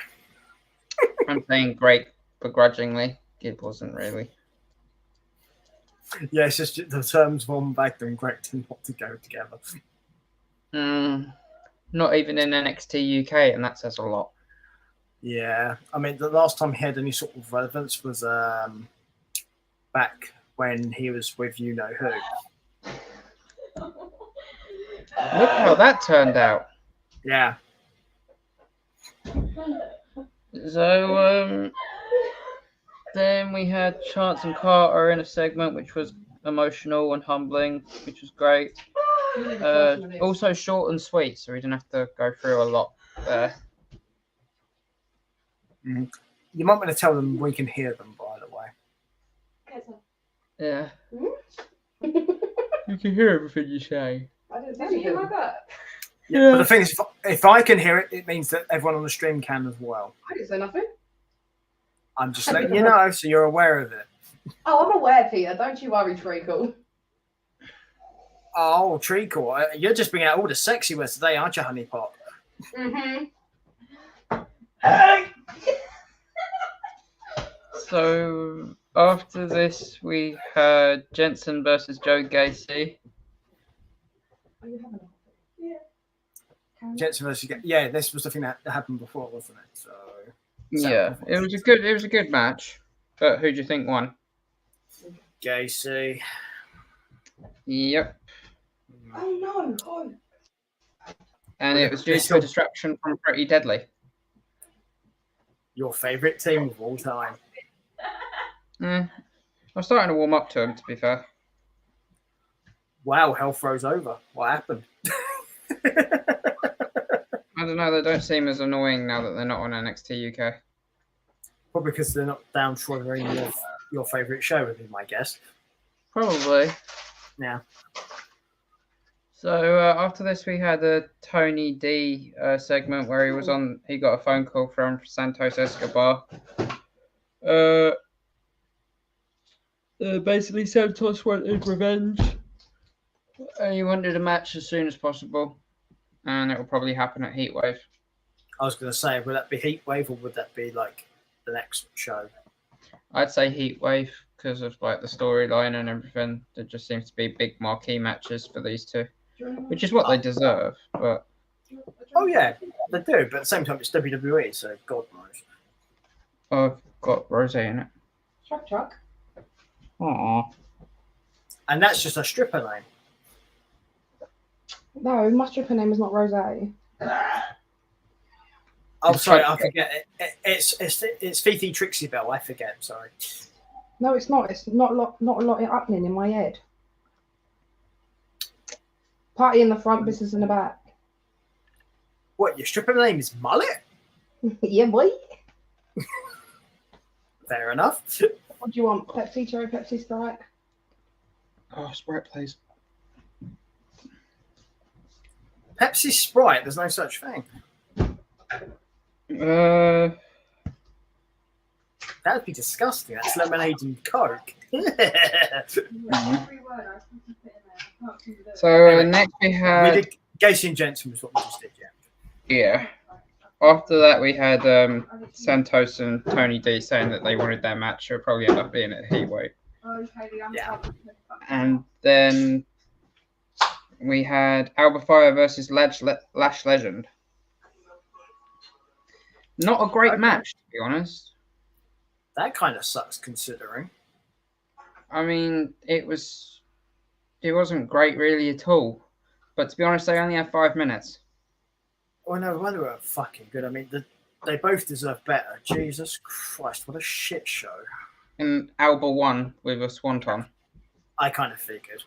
This was like too short a time for these two. And Thank you, Fifi. You're welcome. the quality was crap because it felt so rushed. Yeah, I don't like these 5-minute matches. Like, They tried to fit way too much in to too little time. If anything, this should have just been a no contest. They should have like both gone for weapons and smacked each other, and then made a no disqualification match later on down the line. I'm looking at it this way: if you're gonna do a 5-minute match, right, there's 2 reasons to do 5-minute matches or less, right? Squash match against a local talent. Do these anymore? That's what I mean. It's a squash match against a local talent. That is literally the only reason to do it, like an enhancement match. That's it. Otherwise, This didn't even feel like an enhancement match. It felt like a dehancement. Agreed. that's my point. This is damaging. I don't like these. That's why I don't like these kind of matches. Yeah. I'm not a fan either. So It doesn't help either of them. That's the worst problem with it. I just told you who won, didn't I? You did, but I kind of, to be honest, that's who I would have guessed anyway. Yeah. So next we had Solo Sikoa versus Von Wagner, Falls Count Anywhere, which was complete and utter chaos and lasted for half hour. Not being funny, these matches should be chaos. That's kind of the point. Shouldn't have lasted half hour. Should have given another Agreed. 5 minutes to the women beforehand. I agree. In fact, you could have given them a 15-minute match, make this 15 minutes, it would have been fine. Yeah. Or maybe even giving them like a little bit more time, make it a 20 minute and 35 and cut one of the other segments out of it. Oh, give the women 20 minutes and give this 10. Sure. You know, But who do you think won? I know who I think should win, but against WWE, so they probably tend to do the worst fucking thing. I'm going to go for who I want, and that's Sikoa. He did win. Yay! I like Sikoa, and I think his time in NXT is not going to be long. No, I don't think it'd be much longer. I don't even think he's going to get a championship. I think he's just going up to main roster, the way that they've been using him. It does happen with some NXT talent. Is not all of them win titles before they go up. He has the momentum. What I'm expecting is for him to go up to main roster on a open challenge for the Intercontinental Championship and win that, and be put straight into the Bloodline. Not the worst idea. No, because he has had a match with Gunther already, and he's 1-0 down currently, so he has the momentum on his side. It was also a fairly decent match too. It was one of Gunther's best in NXT. Walters. In its short tenure. Walters. Yeah. I'm saying Gunther for their benefit, not anyone else's, really. I'm saying Walter because I don't want to call him the captain of a U-boat submarine. So, Walter. Fair enough. Yeah, but what do submarines go under? Water? And they're full of semen. Keeping that comment to myself. Not, that's a new one for you then.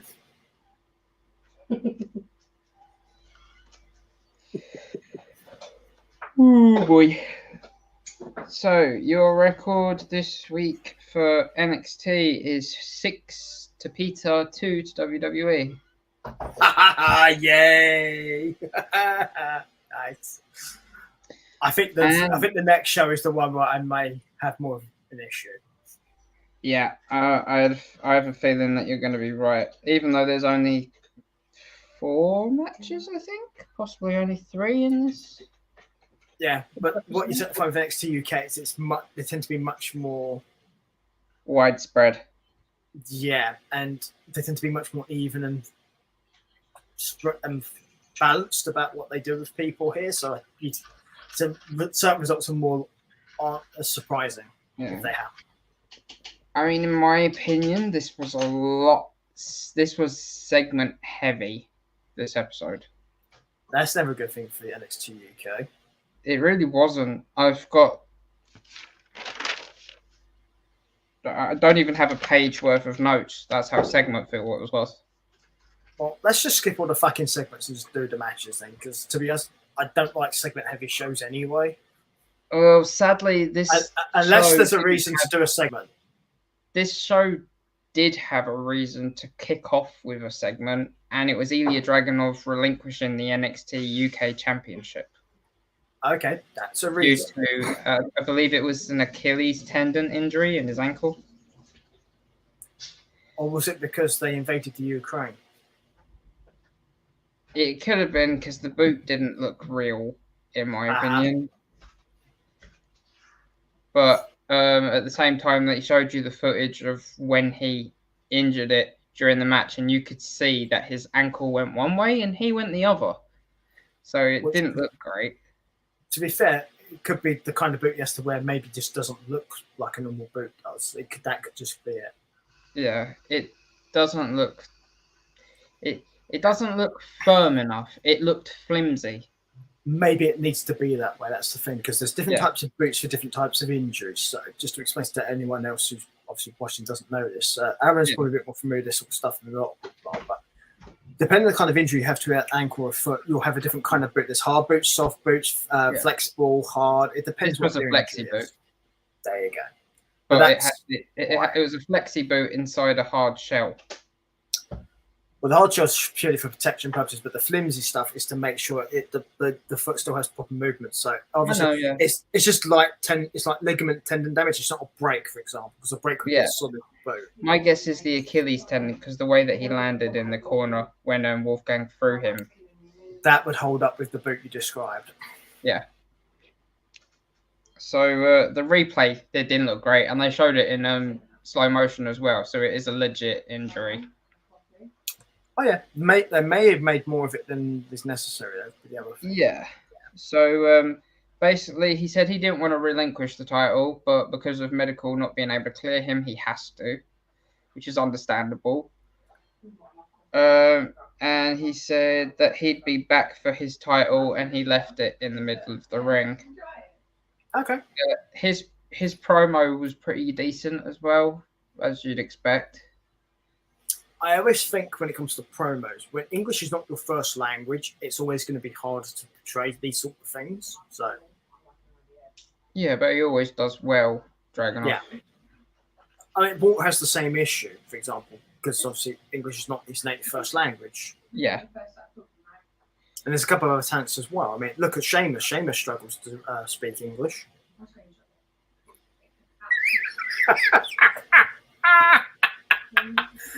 Aaron knows exactly why I said that particular joke to him. He said, "You're so fine now." I said, "Marry me." Yeah. Would you like to explain to the people why I said that joke to you? Because I'm part Irish. Yeah, that's the one. Yeah. Fella. It made me laugh. I went round my partner's best friend's place, and the other half said that his mum had gone to Glasgow. Mm-hmm. And I said, "Oh, she gone to Ireland or Scotland?" And he went, "Scotland? There's no Glasgow in Ireland." I was like, "I fucking hope there is." He was just like, there's no Glasgow in Ireland. I was like, Google it. He's like, there is. No, there isn't. There is. I'm Scottish. I know there's no Glasgow in Ireland. I was like, yes, there is. There is. This is like Glaswegians come from Scotland. You can be a Scottish Glaswegian or you can be an Irish Glaswegian. Yeah. Obviously, for those of you who are watching other parts of the world, obviously, just because one place is known as a particular city with a name is known, doesn't mean there's other cities with that name. For example, there's other Londons, other Birminghams. There's a Birmingham, Alabama, for example. There's two Halifax Belfasts as well. There you go. So it's not as weird as it sounds to anyone who's wondering. There's multiple Newcastles as well, because we have one And- here, there's one in And Birmingham as well. There's a Birmingham in Kent. There's a Birmingham in Ireland. and in Alabama. Yeah, Yeah, so There's a Gillingham in Dorset. there's a Gillingham in Dorset. there's 2 Ashfords. Yep. There's 2 Newingtons. I wish my dad lived in the other one. There's Anyway. 3 there's 3 Newingtons actually. Is there? Yeah. Yeah. Where's the other one? And It's you've up got north Stoke, somewhere. and you've got Stoke-on-Trent. True. Let's see what else. There are quite a few of them. There's multiple ones, but my favorite place name, even though it's not one of these sort of things, is the fact of there's a town called Fong. It's actually down your way, Yeah. and it's in between 2 other towns. So it's literally in the middle of 2 things. Yeah. I didn't And know the road there to get was such a and the place road to get there is called really Sandscape. it's really small and tight as well. I didn't know there was a place called Sandscape Yeah. in Thanet. Here's one for you. Obviously, there's a town called Sandwich in Kent. Did you know there's a little town right next to it called Ham? Yeah. Yeah. Been there. There's a ham near Sandwich. Kind of makes sense, right? I'm rolling my eyes right now, Peter. But honestly, seriously, there's I'm a not park joking. there called There Chicken legitimately is. There is legitimately a town right next to Sandwich called Ham. I'm not joking. There's a cheesy park as well. Yeah. Still rolling my eyes.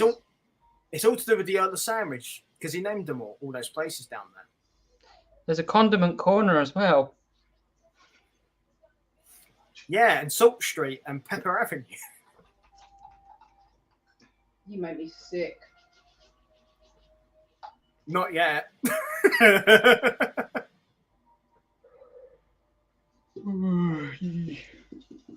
So, after the relinquish of the title, you'd expect them to go to Sid Scala and Johnny Saint with like an update on what's going to happen. Yeah. No, we had a Chase U segment because Chase U have come to the UK brand. That And so I was going to say, what that kind of tells you is, and there's something else later on the show, it means they don't know what they're going to do about the belt yet. no, this is the stupid thing. This segment was Chase U's Bodie Hayward, Andre Chase, and the female star that I And lost Miguel, interest in yes. after the second week because she chose Chase U instead of the Natural University, which kind of confused me. But anyway, Storyline, dude. yeah, this continued with them touring London, turning up at the WWE Performance Centre in the UK, and Bodie Hayward was told to inspire a bum that was standing outside of the Performance Centre with a suitcase and a coat draped over him, and he looked really rough, who turned out to be Shah Samuels. Yeah, okay. I'll say this now. If you're near the UK Performance Centre and you see a homeless bum lurking around, do not try and do this. They will fucking stab you. And, I know where that Performance Centre is. Instead of inspiring, Bodie ended up firing Shah Samuels up. Shah Samuels got up, picked up his suitcase, went back in, and he went, "I fucking work here, and I'm going to talk to Mr. Saint." And he went in, and Bodie looked at Andre Chase and he went, "He works here?" And that was the end of the segment, but we ended up having a match between Bodie Hayward and Shah Samuels later on in the show. Okay, right. As stupid as this is, I kind of like it, and I'll tell you why I like It it. was good. Because it was completely and utterly stupid. Yeah. For those And of you who aren't sometimes up this to stuff date- works. Yeah. For those of you who aren't up to date with the NXT UK brand side of things, the reason why Shah Samuels is in this current state is because he put 100-1 odds on Noam Dar retaining against Mark Coffey, and everybody bet on it. So he had to pay up when everybody betted, and Mark Coffey won. So he's completely broke now. He's basically the new bum-ass Corbin. Yeah, but there's no Las Vegas in sight. Yeah, but this to me is a better explanation for this to happen than what that was. Yeah, this is a much better version of Corbin's character, in my opinion. It's also not the first time this kind of storyline's been done. For those who've a long-term memory of WCW, this happened to DDP as well. Yeah. It's a good gimmick if the person can pull it off properly. Yeah, it's happened to a few people. Not everyone can pull it off, but the trick here is what you do with it going forward from here. Yeah. And speaking of going forward, this is the stupid thing. After this segment, which was completely random and not even really related to this brand because it's American stars, we then had an interview with Sid Scala and Johnny Saint telling us what was going to happen with the title vacancy. Oh my god. Okay. And they turned around and they said that they was going to have an update later on in the show, but they had decided on an 8-man tournament. And the competitors would be announced later on in the show. Were they? Yes. And when they said this, I straight away thought, oh, well, you know what's happening in NXT UK at the moment. The whole Tyler Bate, Mustache Mountain, Tyler Bate and Trent Seven face-off thing because Mustache Mountain are broken up. These two are going to be on opposite sides of the table and they're going to end up fighting each other for the belt in the final. No, I guarantee you that won't happen. The way WWE work, I guarantee you they're probably the first round against each other. No, they're on opposite sides of the table. Oh, really? So they're actually going to do this properly? I reckon that's what's going to be the final. What the final is. And you know what? I don't have a problem with that. There's a couple of bumps in the road. I'm sure there is. There's a returning superstar that we haven't seen in the ring for a little while, and there's also an injured superstar that's going to be in the tournament as well, but we don't know what that is. It might just be a feel-good story, but it might not happen. Okay. They'll probably end up making it through the first round and then getting beaten by Trent. Are we not going to talk about the 8 people because it relates to the show? It wasn't announced yet, so I wasn't going to talk about it yet because something happened later on in the show. Right, then no, not yet then. So next we had Rohan Raja of Die Familia versus Oliver Carter, and it was a really good match. But who do you think won? Bear it in mind, last week Carter beat Tio Man cleanly. I will side with my WWE 50-50 booking shit and say Carter lost. No, Carter won. Wow, that's good. But Carter was jumped afterwards by the rest of Die Familia, and Charlie Dempsey had him in a half crab for about 3 minutes. Okay. And he was screaming in agony afterwards. I like the fact Carter won. I'm happy I was wrong about that. I also like this as well. So Carter's injured. You mean, Aaron, do you mean injured?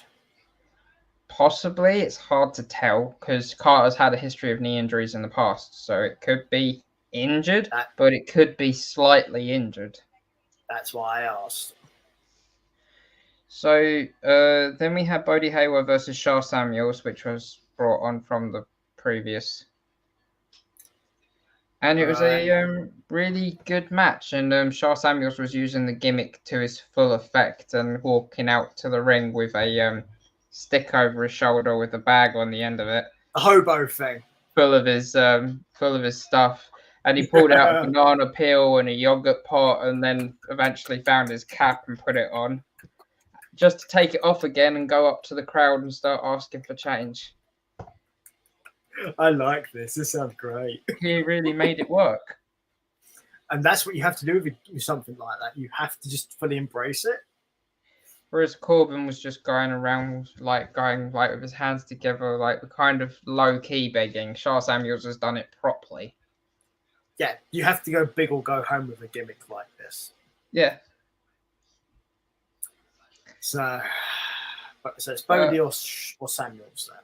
Yeah. So who won? I know who I'd like to win, but I reckon I went with Haywood. No, Sha Samuels won. Yay! I'm actually happy. Which kind of surprised me with the booking the way it normally is as well. So it looks like Sha Samuels might get a little bit of a momentum boost, but then next week he'll probably end up facing Andre Chase. So I like the fact that happened though, because it's good. Because I like this at least to this point. We'll have to see what happens. Yeah, I mean he's the weird thing was he won this clean. Nothing wrong with that. Apart from the fact it's supposed to be a hobo, so it should at least be a little bit dirty. Yeah. Oh, that was a thing. Bodie Haywood throughout this match wouldn't lock up with him because he said Sha Samuels absolutely stunk. And then after Sha Samuels won the match, he hugged the referee, and the referee started gagging and going. That's good. It means they're fully embracing it. This is what you have to do with this. I like it. Yeah.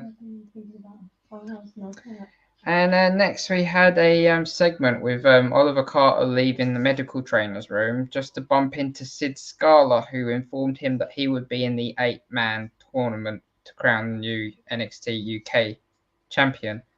And in the first round, he'd be facing Charlie Dempsey. Aha. And then we also found out the rest of the lineup. And this is why we didn't talk about it before, yeah. Yeah, this in week 1 it was Oliver Carter versus Charlie Dempsey. Yeah. Then Trent Seven versus Wolfgang. Interesting. So that's another one. Then the following week, we have Mark Andrews versus the returning Joe Coffey. So the Iron King's back in action. Nice.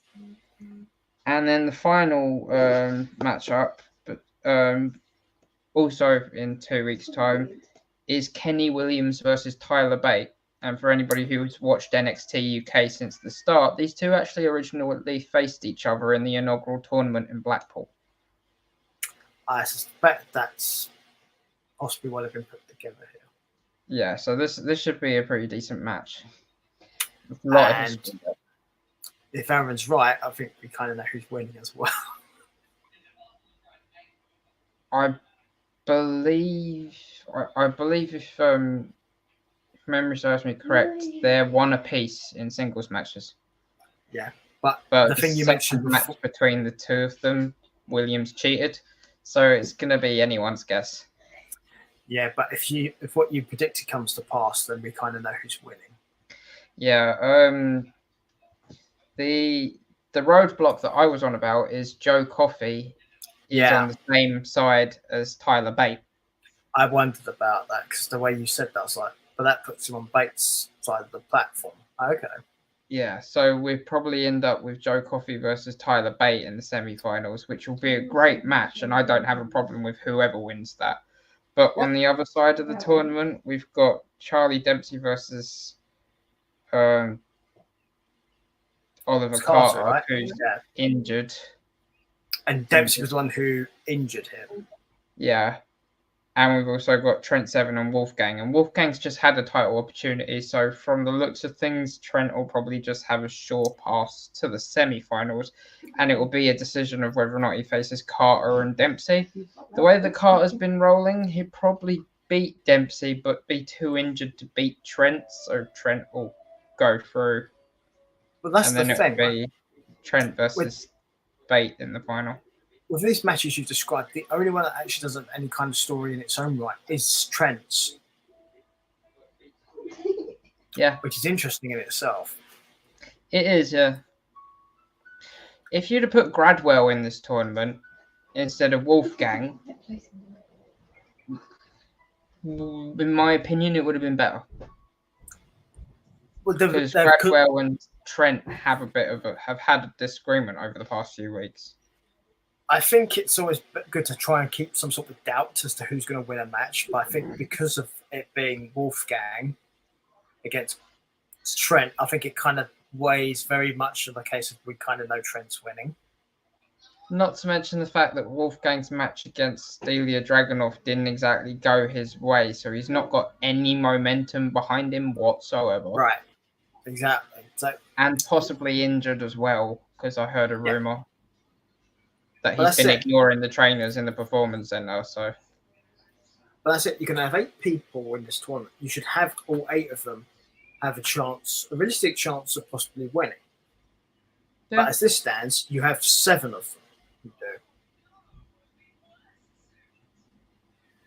Yeah. One of these guys is not like the others.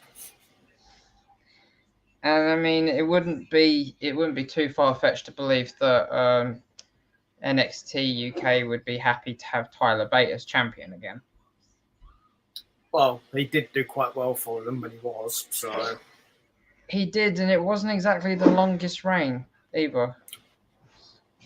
yeah, that So, distinction yeah. goes to. Would you like to tell people who the longest reign goes to?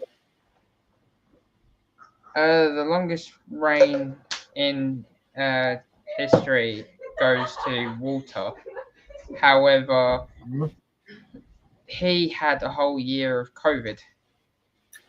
Yeah, but if you look at all the NXT champions, they've all had fairly long reigns. The NXT UK ones. The longest active champion was Yes. Pete Dunne with 637 days. And that came on the back of. Tyler Bate, his stablemate. There you go. Basically, the And thing they they have had in common, they had some fucking barn burner of matches. and the thing they We're all have talking in common, best 2 out of 3 falls. They did it all. but those first 3 champions, all long title reigns. Yeah. I suspect Dragunov's would have been as well, apart from the injury. Yeah, it's just one of them things, really. I feel like Walter kind of outstayed his welcome after the COVID thing. Oh, I agree. I think he stuck around too long, if anything. Hi, Peanut. Oh, I think your guy Peanut was on early. He was streaming, I think.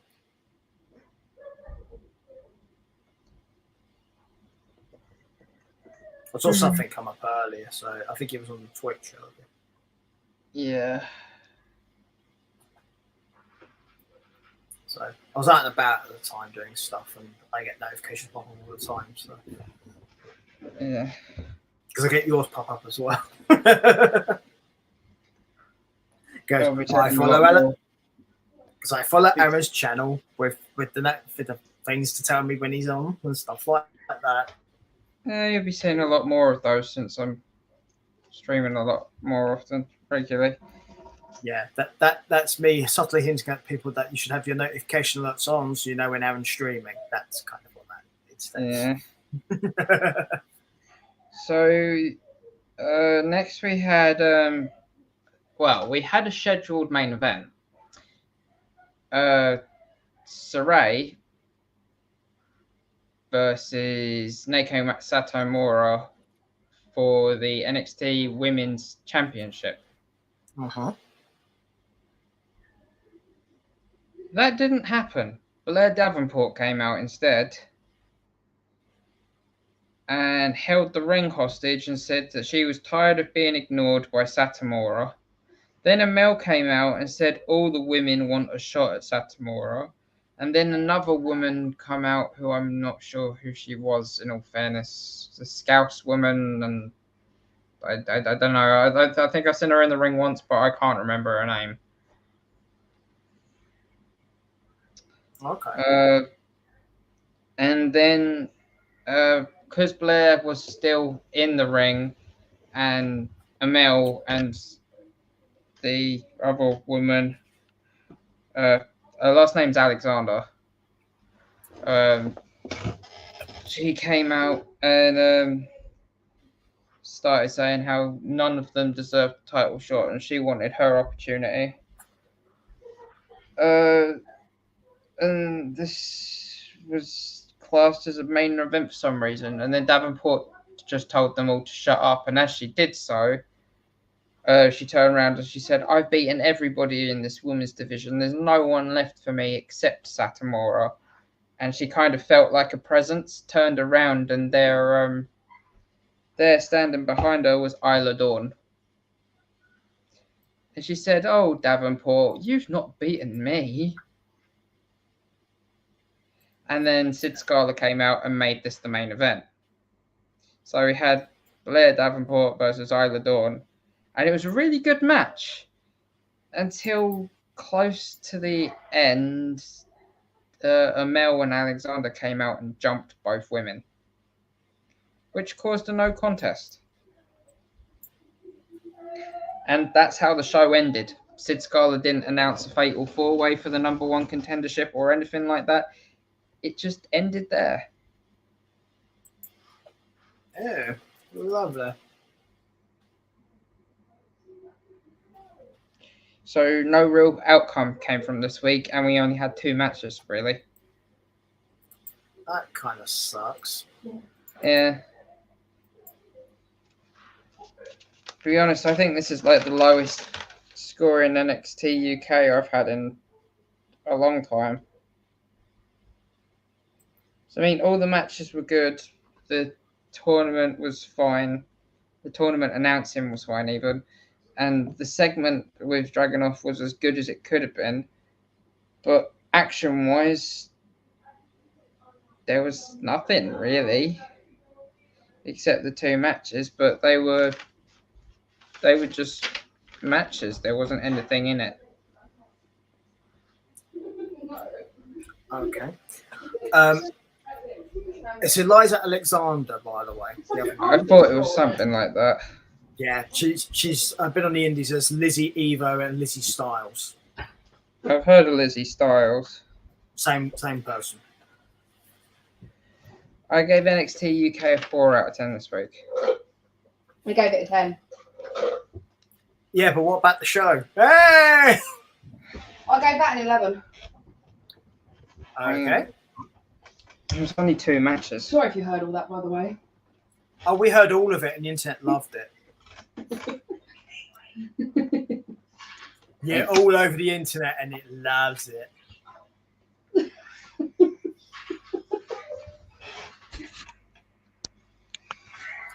You make Aaron go all blurry as a result.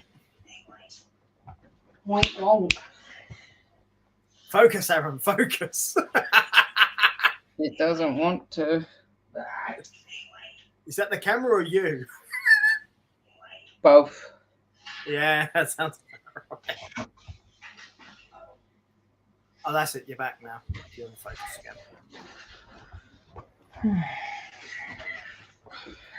It's too hot. Technology, don't we love it? Your eyes are so blue in the camera. That does happen with his eyes. They do go very blue. You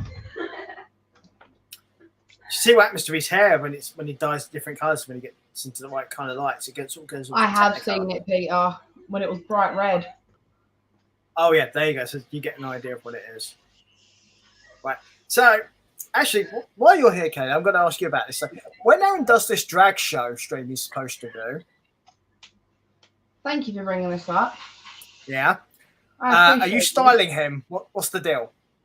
I'm styling him. I don't know what on yet, but I'm styling him. I was asked him to do a practice run yesterday, but he didn't want to. Did you not like At your the parts? moment, I mean, what? At the moment, it's too hot. Yeah, I'm not talking about the woman who's in the room with you right now. I'm talking about you dressing up as a woman. Oh, thanks. What I'm thinking is we wait until the end of the year, so that way it's cooler, so I don't have to wear like a dress and like put makeup on and sweat my ass off playing games. Oh, you So I'm moved in thinking that- Panto. No, no. I'm thinking. Oh, I'm yes, thinking the end you of the year do. is like final charity stream in aid of like, well, it wouldn't be in aid of the charity because it would be just like a one-off thing, but doing it at the end of the year so that way it's not hot because I sit here when I'm streaming at the moment and I'm literally sweating. I mean, it's my Xbox is heating up my desk. Oh, do you mean the computer? Okay, just checking. Yeah, my I am gonna- Xbox, my computer, it's all heating. It's all coming Ka- this way, and I'm You know, sweating. Kaylee's got an Xbox. I'm completely sweating my bollocks off. I'm gonna have to practice beforehand, buddy. I don't have a problem with that. It's just Okay, sweet. like, Yeah, you got to practice his Well, I makeup, can- get him some pumps, you know, some fishnets, you know, stuff like that. I'll put it to you in a way that you understand. I'm autistic. I'm not going to sit still long enough for you to put a full face of makeup on me if I'm hot and bothered. Hence why I need to practice. So I can get good What- now to do your face. Kaylee, what you need to do is give him a hand job at the same time. That will distract him.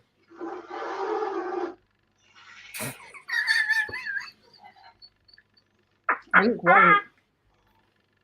Kaylee, no thanks. You think some weirdo. Excuse me, you're the one that wanted to know how to do it. You armpit farted, the really loud wet one, and he said, "What was that? Did that come out of her bum?" I said, "No, that came from an armpit." He said, "She must have some." And Aaron, I thought we was having a weird conversation. That's fucked up. What? He said, "You must have some really baggy arms." I do. That was the other Harry. What, the Harry we don't like? I sent it to a load of people. I don't care. Ladies, the internet can hear you. You should be putting that behind a paywall. That's paid content. Well, it was just armpit farting. Yeah, you can sell that stuff. People will pay for it. Seriously, paywall. So to make a run, I'd just turn the camera so that way the whole of YouTube sees it. See how fast that door closed? It's like the Flash. It's like the Flasher. How to get rid of teenagers 101. No, do you know how you get rid of teenagers? So could just post the camera this way. Kelly, can we go outside?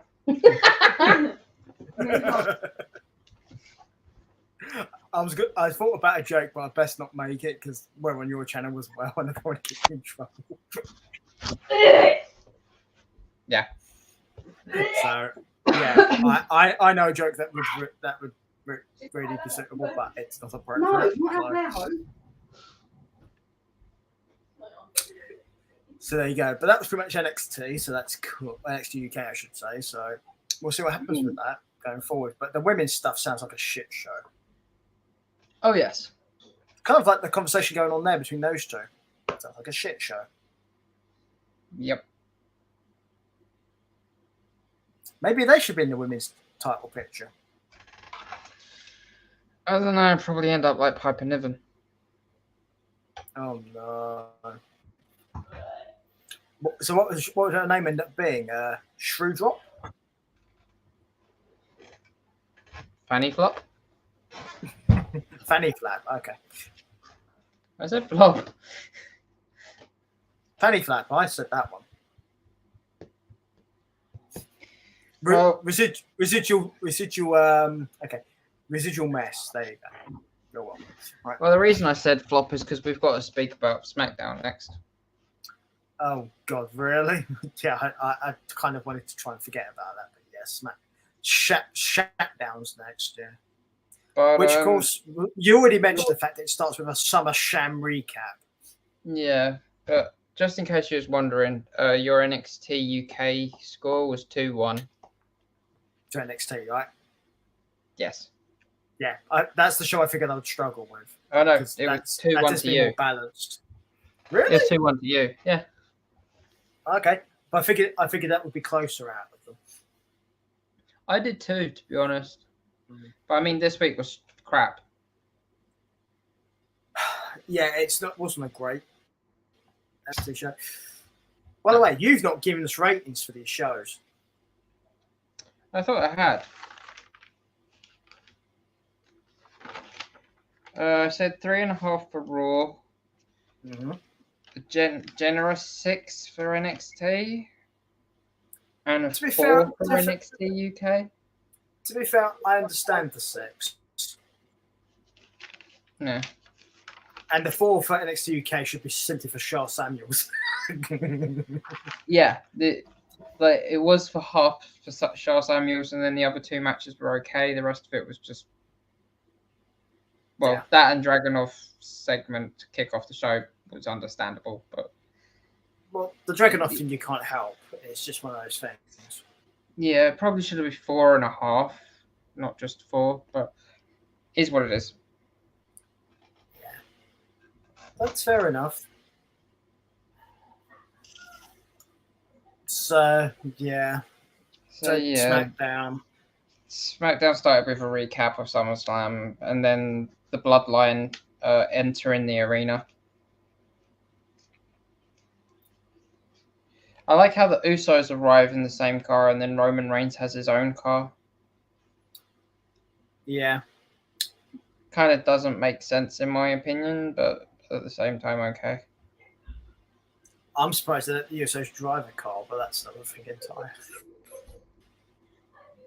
It did make me laugh how Jimmy Uso's carrying the bags and Jey Uso's carrying nothing. So you're gonna have to repeat that. It went all silent. Well, Roman arrived and he wasn't carrying any bags. Uh-huh. Jey arrived and he wasn't carrying any bags. Jimmy arrived and he was carrying the bags. So Jimmy's the bag carrier. Gotcha. Yeah. Yeah. Obviously. So we found out that in the main event, Roman Reigns would be addressing Drew McIntyre later on in the show. Then Pat McAfee spent 5 minutes showing us his SummerSlam highlight by low blowing Baron Corbin repeatedly, and that was showed repeatedly on screen for about 5 minutes.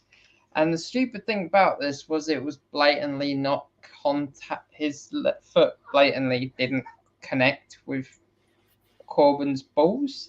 Okay, that makes it bad, right? If you do this and it actually looks good, I don't have an issue with it because it's funny. You saw that he hit right here, the upper leg. There was no contact with the balls. Yeah, so it looks as a result, it's bad because you're making it look worse by keep showing it. It looked tacky. Yeah. And McAfee was given one of those GoPro computers, so he was literally drawing on the footage of SmackDown, circling Corbin's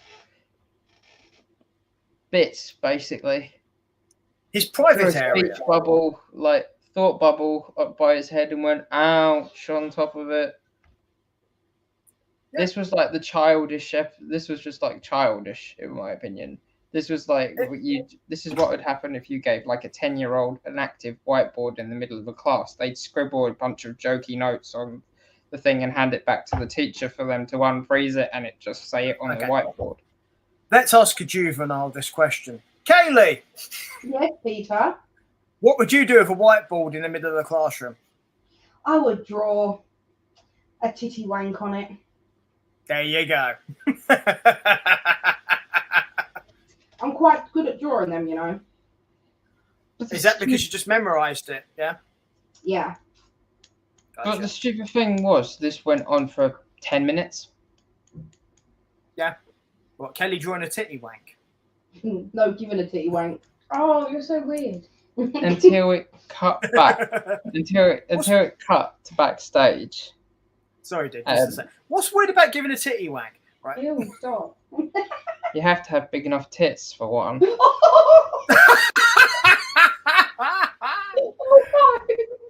I wasn't talking about her. Obviously, I've not seen that, but by implication, you're saying she's got small tits. So I wasn't talking about her cousin. But that's what you're saying by saying that comment. That comment was aimed at Kaylee. I've got uneven boobies. Leave me alone.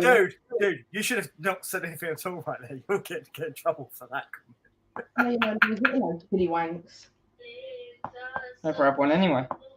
Anyway, so Right. Yes. Anyway, before we got interrupted by Kelly's titty wank, yes. it was sent backstage. Corbin was on the camera and he was being laughed at by pretty much the whole roster backstage. Fair. And he squared up to Ricochet and said, "What are you laughing at? You're the only joke stood here." And Ricochet said, "Okay, we'll prove that in a match." And then we had Ricochet versus Corbin. It was a really great match, to be honest. Yeah. But who do you think won? Corbin. You think Corbin won? Yeah, because they're fucking stupid. No, Ricochet won. Thank fuck for that. The way they treated Ricochet, the way they've been treating Ricochet, I just figured he would fucking lose because that's just how they are. It's so weird. Yeah, well, hold your horses, because we then found out we was getting a number one contender gauntlet match for the women's title match at Clash at the Castle against Liv Morgan for the SmackDown Championship, Women's Championship. He was just like, Oh joy. Because this basically came about because of the controversy with the Liv Morgan Ronda Rousey match at SummerSlam, and because Rousey was suspended afterwards for laying her hands on a WWE official. Yeah. Since we didn't cover SummerSlam, I'm going to talk about that match very briefly. Right, the Liv Rousey match at SummerSlam. It was fucking shit. Yep, couldn't agree more. I fucking hated it. It was fucking crap. I'd much rather listen Kelly talk about fucking tit wanks for half an hour than watch that fucking shit. I agree. No, you'd rather have one from Kelly. That's a different thing. I don't think it'd be possible, but sure.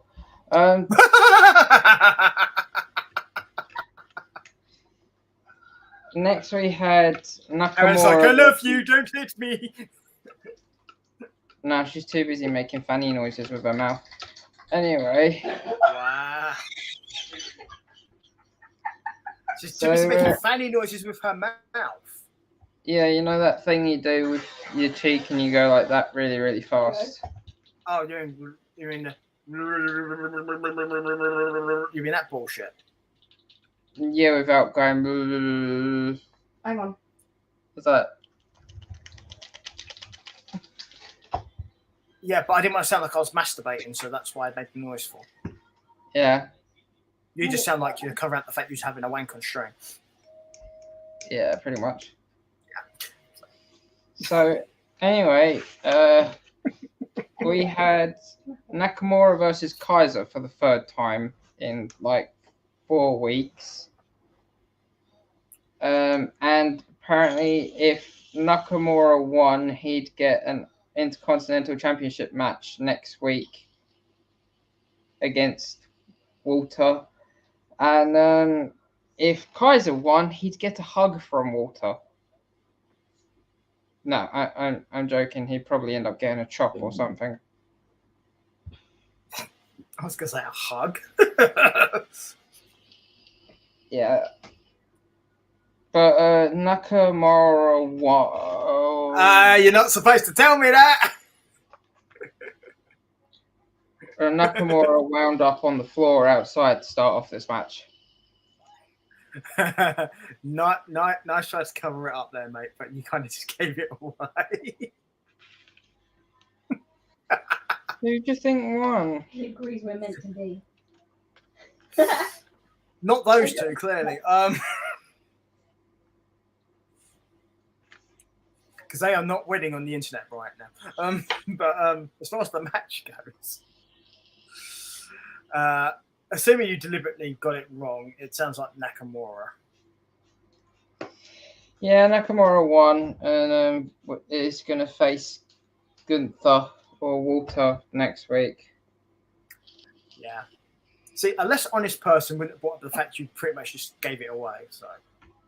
But the funny thing is, Kaiser didn't get chopped after this match or anything. No, Nothing happened after this match. That's weird. Yeah. So next we had Sami Zayn waiting outside the Tribal Chief's office, and the Usos came out and spoke to him,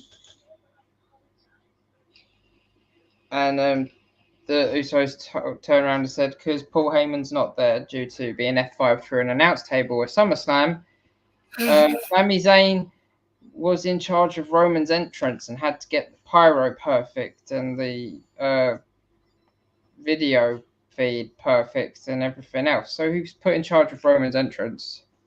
You mean the world's most boring, dumbass entrance that there exists? Because to be very clear, Yeah, I fucking hate Roman's entrance. It's fucking stupid. This was the second time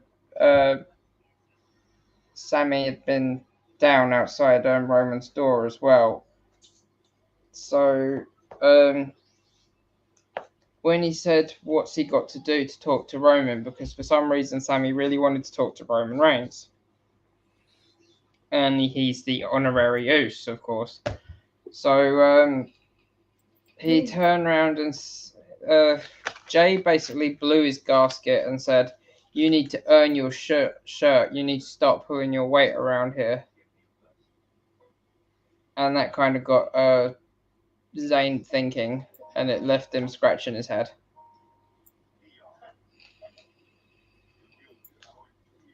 Okay. But we didn't see Zayn again for the rest of the show, so it's kind of confusing. So confusing that much, he didn't turn up again. Oh, okay. Yeah. Next, we have Liv Morgan came out for a segment, which was okay.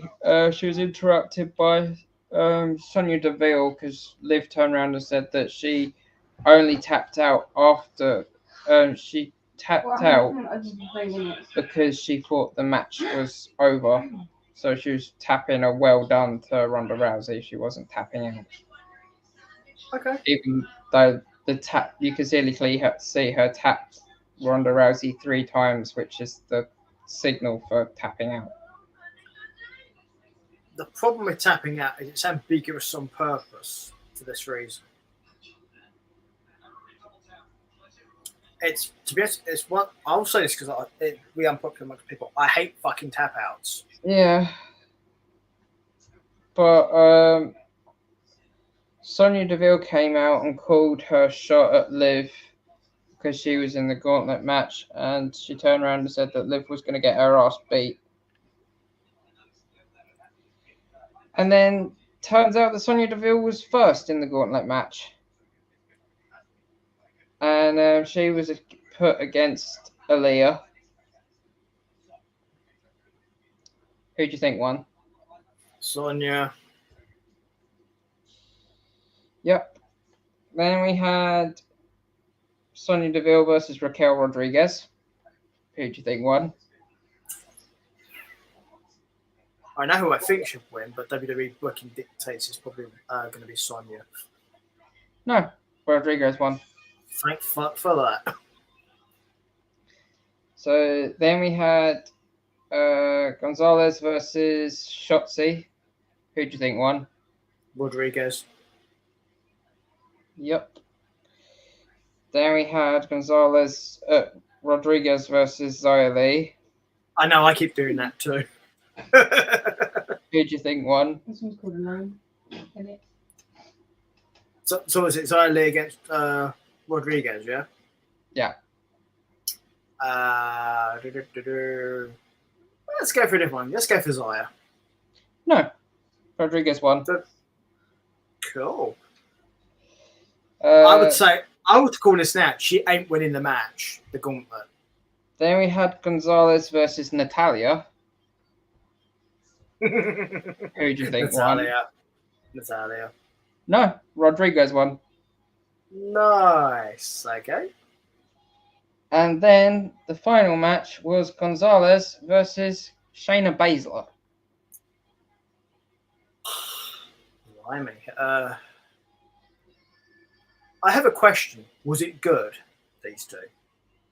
I just sent that. He's totally into you and you're the only girl. I'll He wants to answer your interact twice with him, question so with he another took mine. question. So you don't really know how to answer the question. Okay, I cool. think that's enough now, 'cause- No, I do, but I'll answer your Without question. giving away the match, basically, is what I mean. I'll answer your question with another question. How long do you think this entire match was? 3 hours. 5 minutes. Each match in the gauntlet, or I meant just this the whole one? thing. The whole thing. No, 5 it was minutes. more than 5 minutes. Sorry, just WWE and women's matches. That's just how But it was the equivalent of 5 minutes when we're talking about a gauntlet match. Yeah. So 20 minutes Is that it? at that, maybe 20 odd minutes, but nothing past 25, I'd say. Do its thing. The longest match was the first one and the last one. The last one being long at least makes sense. That's not the first one, but the whole thing should be longer than 20 odd It minutes. was not that much longer. I'd say an extra minute and a half. Yeah. The whole thing should be longer than 20 minutes, so that's bad. Yeah. Think how long the gauntlet match was that Kofi Kingston was in for his WWE Championship opportunity. Right. The Seth That was Rollins an hour long. The This had Seth the same one. amount of people Yeah. and the was one that 20 on, minutes. Yeah, the one that was on Raw. Oh, look. That was an hour So long. should- This one was Yeah. had the same amount of people and was only 20 minutes. He hasn't yet. Yeah, Alright. at least have it at least half an hour minimum. Yeah. But who do you think won? What do you think he said? Shayna. Yeah, she did. She made Rodriguez pass out. Yeah. That was actually the hardest one for me to work out, but I figured Rodriguez ain't winning it because I kind of predicted that earlier on. So I figured it had to be Shane. Because once you got past Natalia, it was like, well, that has to be the last person it is. And you said Shane. I was like, still, and I wasn't really sure at that point. I was like, yeah, it's Shayna. This was just damaging to like a third of the women's locker room. And it doesn't even really help Shayna that much either. And not only that, where the fuck was Lacey Evans? I was going to say, there's a few people missing from this. Yeah. I'm glad to see Shotzi back because obviously she was injured. That's good to see, but at the same time, was it worth her being there? No, not really. She had a 2-minute match. Literally, the Sonya match, the Shotzi match, the Xia Li match, the Natalia match, that all featured Gonzalez, Chincona Bomb, Chincona Bomb, Chincona Bomb, Chincona Bomb.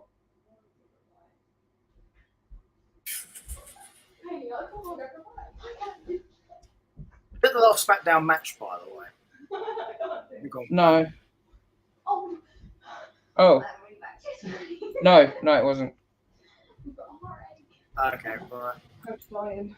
But yeah, I'm all for making a move look powerful, but having a third of your women's locker room, like in the WWE locker room in general, get pinned by one move in one match doesn't make sense. It is It's not. ridiculous. The gauntlet match was literally just over 20 minutes. Yeah. I checked. It's like 20:45 or something. Yeah, I had a feeling it wasn't past 25. Yeah. Which is really bad. 1 minute. It is. So I lost longer than that on my own. Jesus Christ. speaking of not lasting long, we had Raiders versus Kaylee. local Sorry. talent next. I don't know. I'm so sorry. Versus local talent. We have Viking Raiders versus a pair of local talent. Okay, this is where you have a short match because the whole point of match like this is to make the known act look strong and imposing.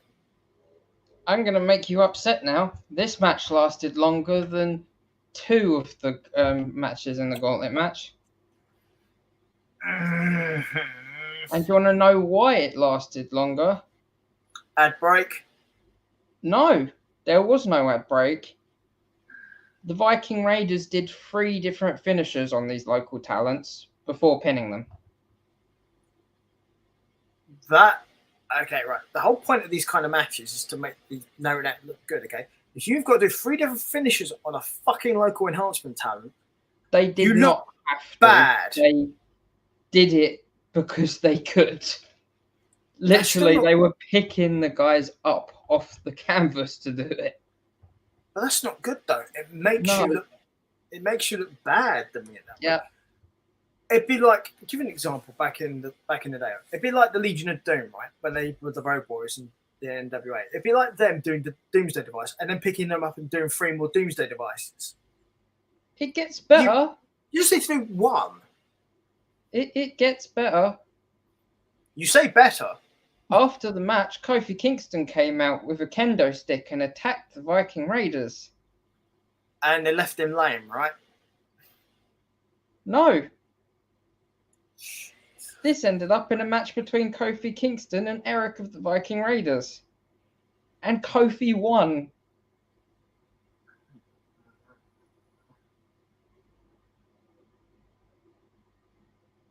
Yeah.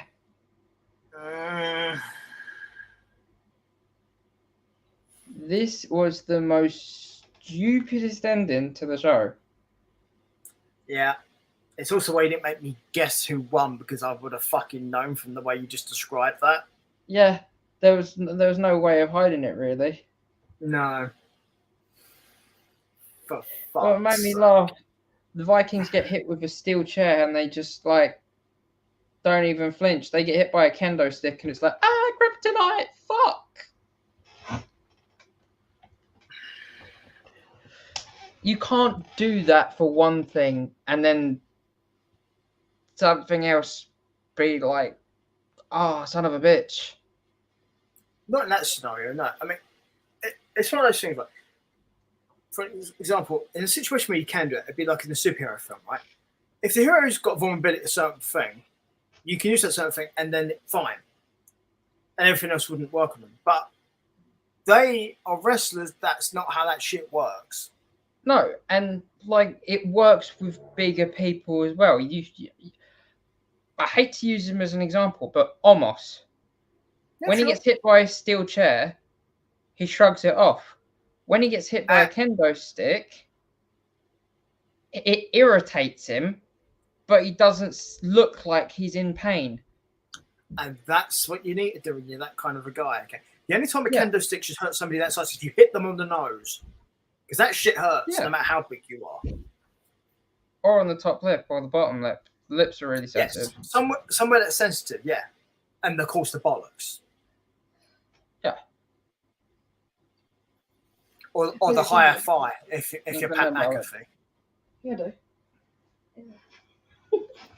Yeah, but they're attached to your body, Aaron. So, or maybe Kaylee's cousin has blocks. I don't fucking know. One of my cousins do. After this, we had a main segment. Sorry? Because we had a main segment. Please, literally. Because there was no main event, so it's a main segment. For fuck's sake. We had the Bloodline come out to the ring, talk about SummerSlam, said that he's got his hopes and prayers are with the Wise Man, and that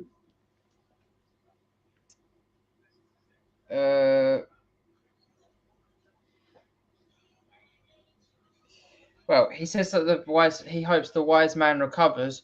What I'd like to say at this point is I hope that the court case is going well, Payman.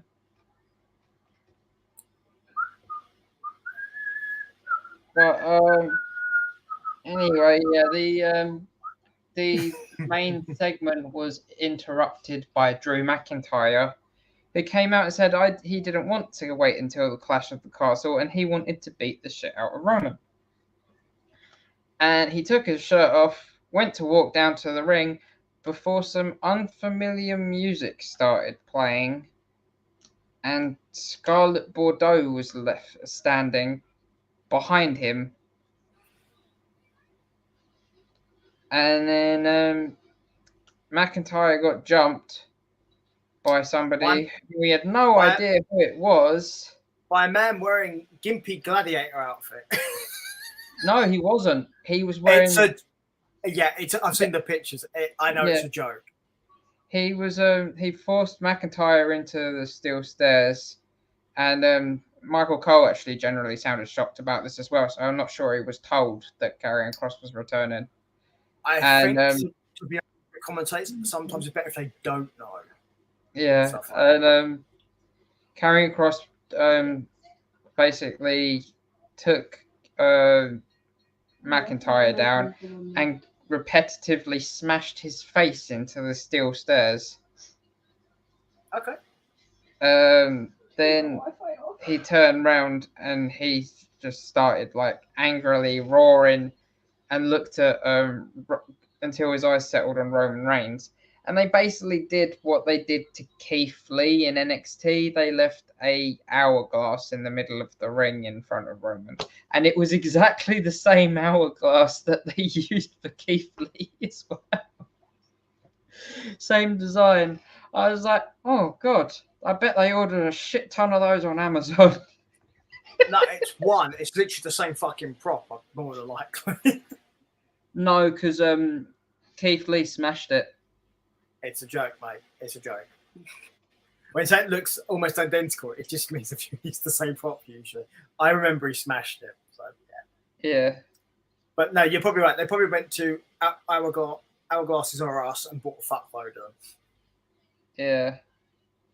So I think they're kind of going to do a better version of what they did with Keith Lee. Well, I hope they do. If they don't, then they fucked up. But if they do, then great. And it's a new challenge for Roman as well, which is what he needs.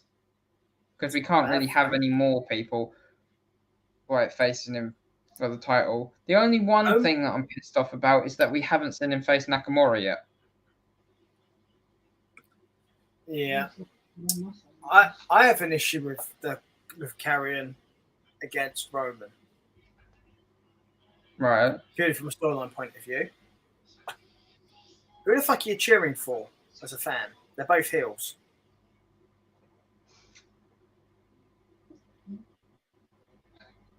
That is the only problem.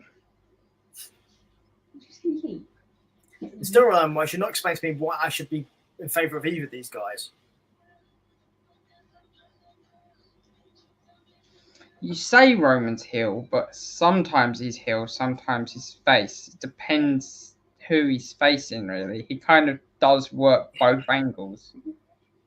Yeah, his basic start point is heel. That's the issue, right? Also, it's more the case of they've got two predominantly heel guys who've not explained why this is going on. That's true. Drew coming out and doing what Drew did is in Drew's character, so we understand it. It's easy. And, well, even though we didn't know that he was back in WWE, Kross doing what Kross did. In character also. It's in character, but you're not showing us why we should want you to win or why we should boo you over Roman. I'm just glad he didn't come back in the gimp suit.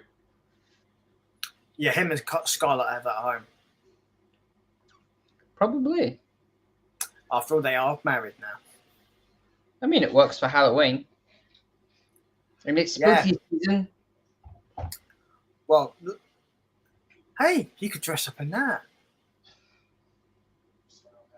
No. For your stream. Kaylee! Yes, Peter. Look up Karrion Kross's gimp suit and see if Aaron will wear it for a stream. No. Karrion Kross's gimp suit. Karrion. Karrion Kross's gimp suit. Yeah.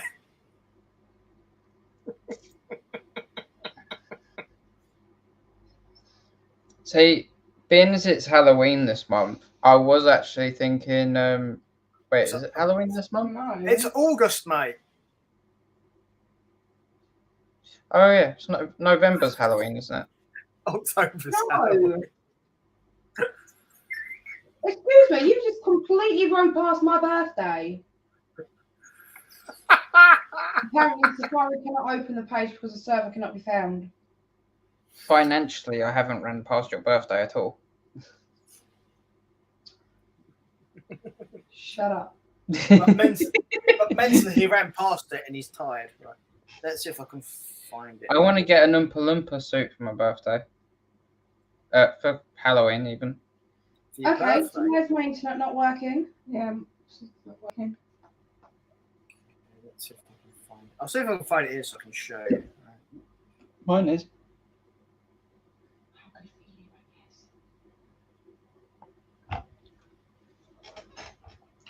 Right, legit, why is the internet not working? I don't know. Working for me. I can't show you because it's not working. Oh. It's 4G. Let me try 4G. Good point, alright.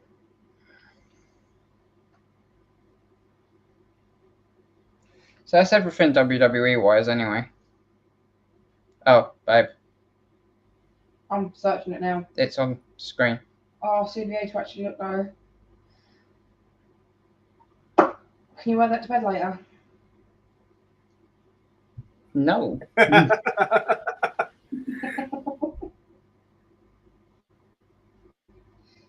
So yeah.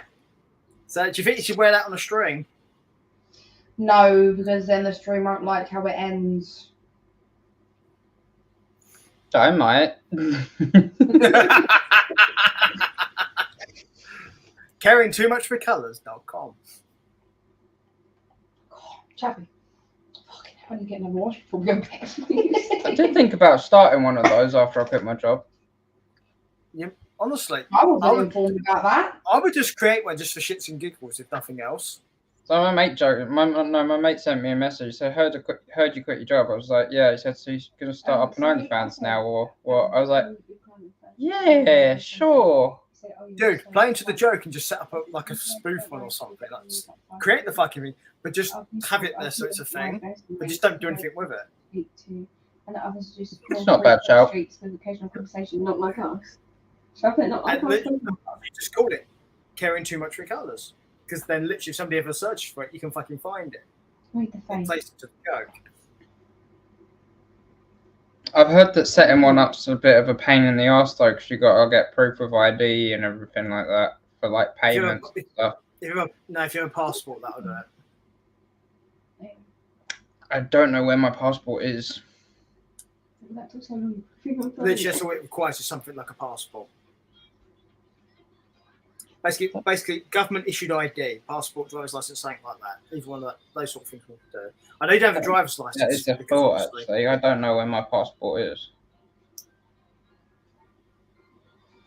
Kind of need that to get married. Yeah, you do actually. It's kind of important. It's so they can make sure you're actually Aaron and not Kaylee. Me. What was that, Peter? I'm pretty sure I know. Like, it should be in one of my It's so they can make sure. It's so they can make sure he's actually him and not somebody else like you, for example. Main true. Because it's how they make sure people aren't committing fraud and shit like that. Identity theft. Insurance, fucking horrible. But yeah, setting one up is quite easy. I've helped a few people do it because they didn't know how to do it. So. Mm. I think I know how to like make an account because I think Oh, making an account's pretty much as you normally do for any social media. The only thing is when you have to do verification to get payments and stuff. That's what the passport does. yeah, I mean I think you can make one through Google or Facebook connected to that, I think. I wouldn't, but you can, but I wouldn't. I'd have it as a separate thing. Yeah, I wouldn't set it up to my Google account because that's where all my charity work stuff goes. And I That's don't my want point.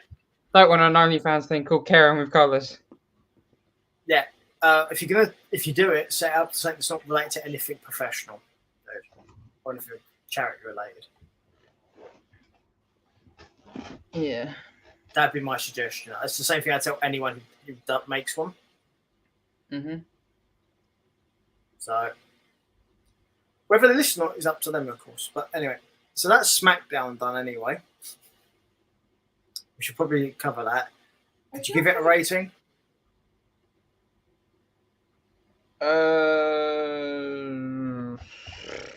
Where was it? I think I said 4.5. Okay. Because it was match Rating or inches, Kaylee? anything. Yeah. Oh, actually, no. I take it back. 3.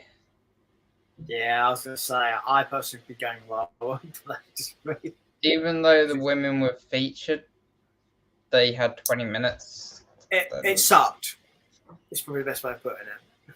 Yeah. So,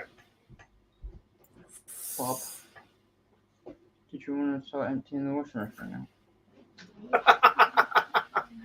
friend of mine just sent me a video from a football match today. Somebody got thrown a bag of chips on them with their gun to take like a throw in. One of the players has got to do a throw in like that, and he's literally been hit by a bag of chips. Nice. Funny as hell. At least it was a bag of chips instead of the bag of chips. Yeah, and at least it was something that isn't actually going to hurt anyone. I don't know. Was it a spuddy leg? Yeah, the thing is though, normally He a had football a match. chip on his shoulder afterwards. Oh no, no, no. Kaylee! Aaron What? needs a smack. Okay, but I can't do it on camera. You can. I can't. Smack his leg, it's not on camera. What, his third leg? Oh, what Well, is wrong with if you- you? If you want to do that, that's fine. That's not on camera either.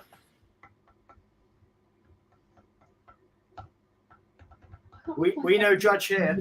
Died like mid messaging him. And besides, at this point, we are into the after show anyway. So.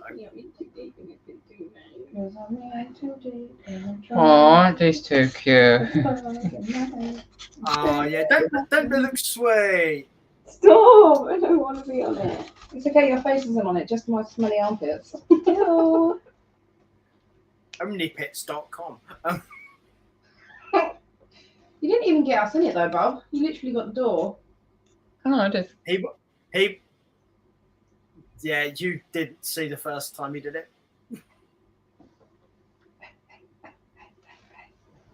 Did we? No, I don't think that I'd be happy on YouTube. Caring too much What was of she- It depends on what she was doing. Flashing. Yeah, Twitch would have an issue with it rather than YouTube, honestly, because YouTube's set to an adult setting. Yeah. Twitch doesn't work that way. Twitch gets offended by people just showing a bit of flash that they shouldn't be showing. Damn For it. example, if a man does, if we didn't have t-shirts on right now, or a shirt in my case, we would actually be in trouble with Twitch because they're not supposed to do anything topless. Despite the fact Yeah. that most men do not have boobs. Some of course do. They're called boobs. The really sucky thing is about that. If you wanted to wear, say, a tank top, you have to be careful what angle you're wearing said tank top because obviously you can see up the side. Mm-hmm. So I've had a warning once already. Yeah, and that even more applies to the ladies. And it sucks as well, especially when it's hot. Yeah. So I mean, it's all right for women who wear like bikinis and stuff on stream and do like the hot tub streams. Hey, But- there you go. That could be your drag dress up. Show one Bikini! nipple there, and you're in trouble. Kenny, get him to wear a bikini. I'm so tired. Nah, I ain't got Bikini one on stream. We could call Oh. it onlypairs.com. I'm going to end the streaming side of things here because that's probably a good idea. it's getting late and I've got the funeral tomorrow, so Yes, I was I'm going to be say, paying attention. I'm not going to be paying complete and utter attention. That's fair. Also, it's nearly midnight, so it probably would be an idea to do that. So we'll break about your people first, then we'll sort the rest out from there. So you do your outros for what you need to do for those people. Why is this not letting me do? It's not letting me access Twitch.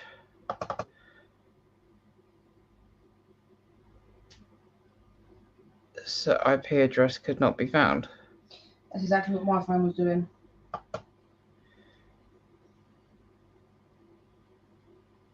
It's not letting me troubleshoot anything either. Oh boy.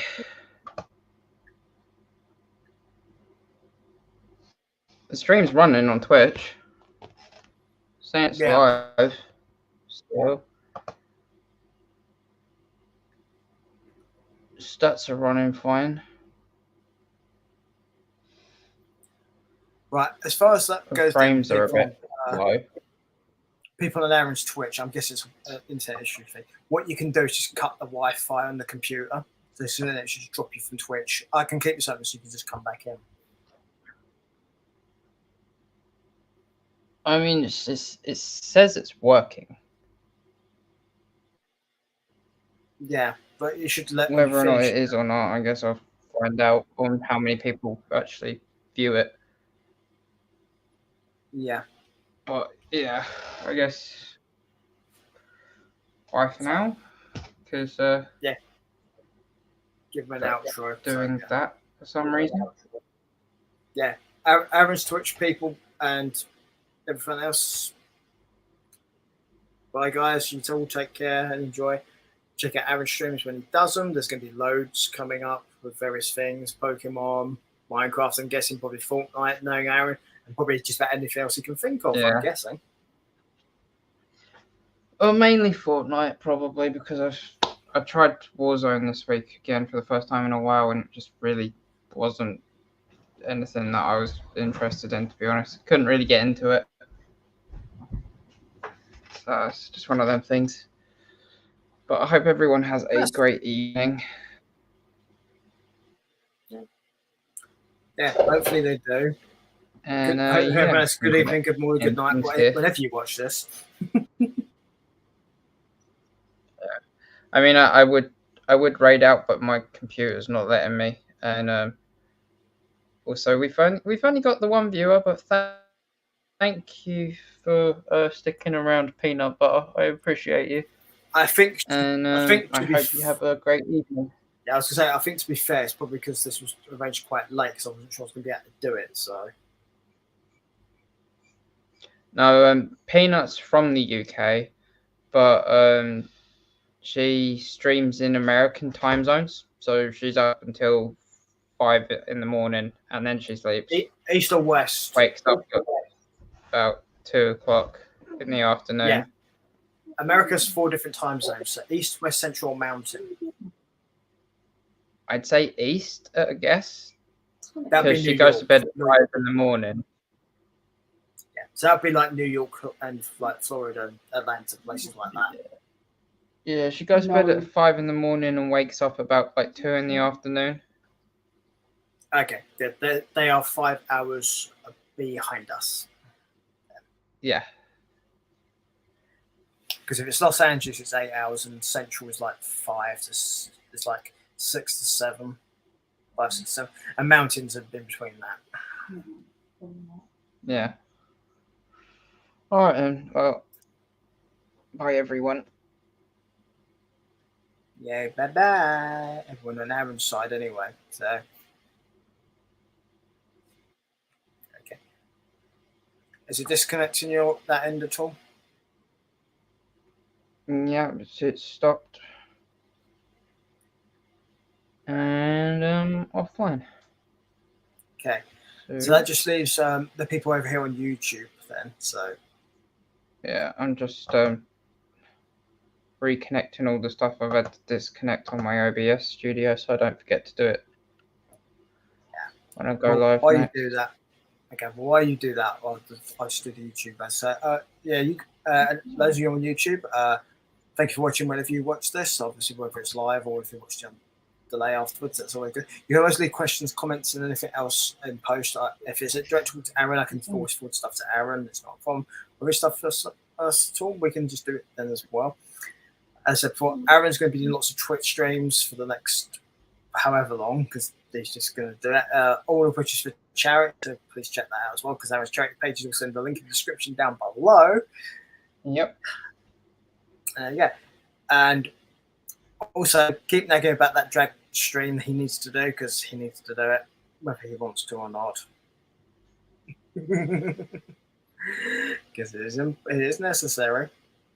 I mean, to be honest, I didn't get any donations. I literally just raised the £50 target on Twitch. Well, actually, I kind of did get donations in the wake, because I got hype trains on Twitch, so they donated to the causes. So There you go. See, that's a donut. That would count as a donation to me. but if I didn't stream, I wouldn't have got the donation. True, but it's still a donation. Yeah. He's so fluffy. I like how you're trying to get out of it just by nitpicking at details. And it's like, yeah, you're talking to somebody who has to repeatedly go over details daily for stuff. It's like, that ain't gonna work, dude. Mm. Well, we better be off, because I need to go sleep. I also need to have a wash in the morning when I get up too. Yeah, Aaron's got a funeral to go to tomorrow, and he's also got to control those two who keep talking about armpits and bums and all kinds of weird stuff that we keep hearing bleeding through onto the stream here. Yeah. Nothing unusual for Kaylee though, because that's normal. Sorry? They're currently shaving each other's arms. Welcome to the Gorillas in the Mist channel. He's actually shaving mine. She's not actually shaving hers, or actually, I don't want to know. It's okay. We don't want to know. The internet has its own list of things it wants to know, and I think we've reached it.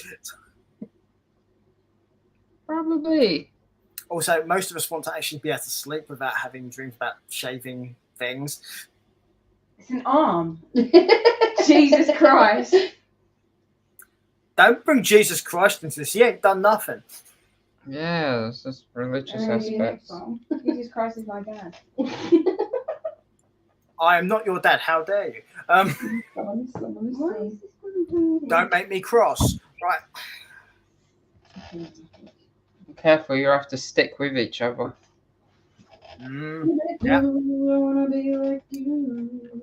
Buzz, buzz, buzz. I love how they've not worked that out. It's great. Oh, I look really bad. So, YouTube stars, huh? There we go. Is yours stinging now? I love how they have no idea what you just did there, by the way. Nah. No, I'm aware. My boobs are out. It's like a werewolf sound. Oh. Okay, when you say you're aware, are you actually aware of what you just did? Yes, he moved the mirror on his thingy to show the stream, me and Hope. Yeah, he was on YouTube. Congratulations, Hope. You're Still famous. on YouTube, by the way, because it's still live. How many viewers do you have? 69. Nice. It's 69 for 69. That's actually really weird as to why they've gone so hairy after 3 days. And on that bombshell, people, of it being hairy after hairy days, we will let you all go and have dreams about apparently hairy things being shaved. It's an arm. It's okay, my vagina was shaved the other day. Ew, Kaylee. Why is that surprising? People do that shit. It's fine. And on that note, when you want to feel the magical buzz, you know where to go. In the meantime, me and Aaron will say goodbye to you all on YouTube, and we will see you at some other point. Bye, Aaron YouTube. Aaron also needs to go to sleep, so bye-bye. Bye-bye.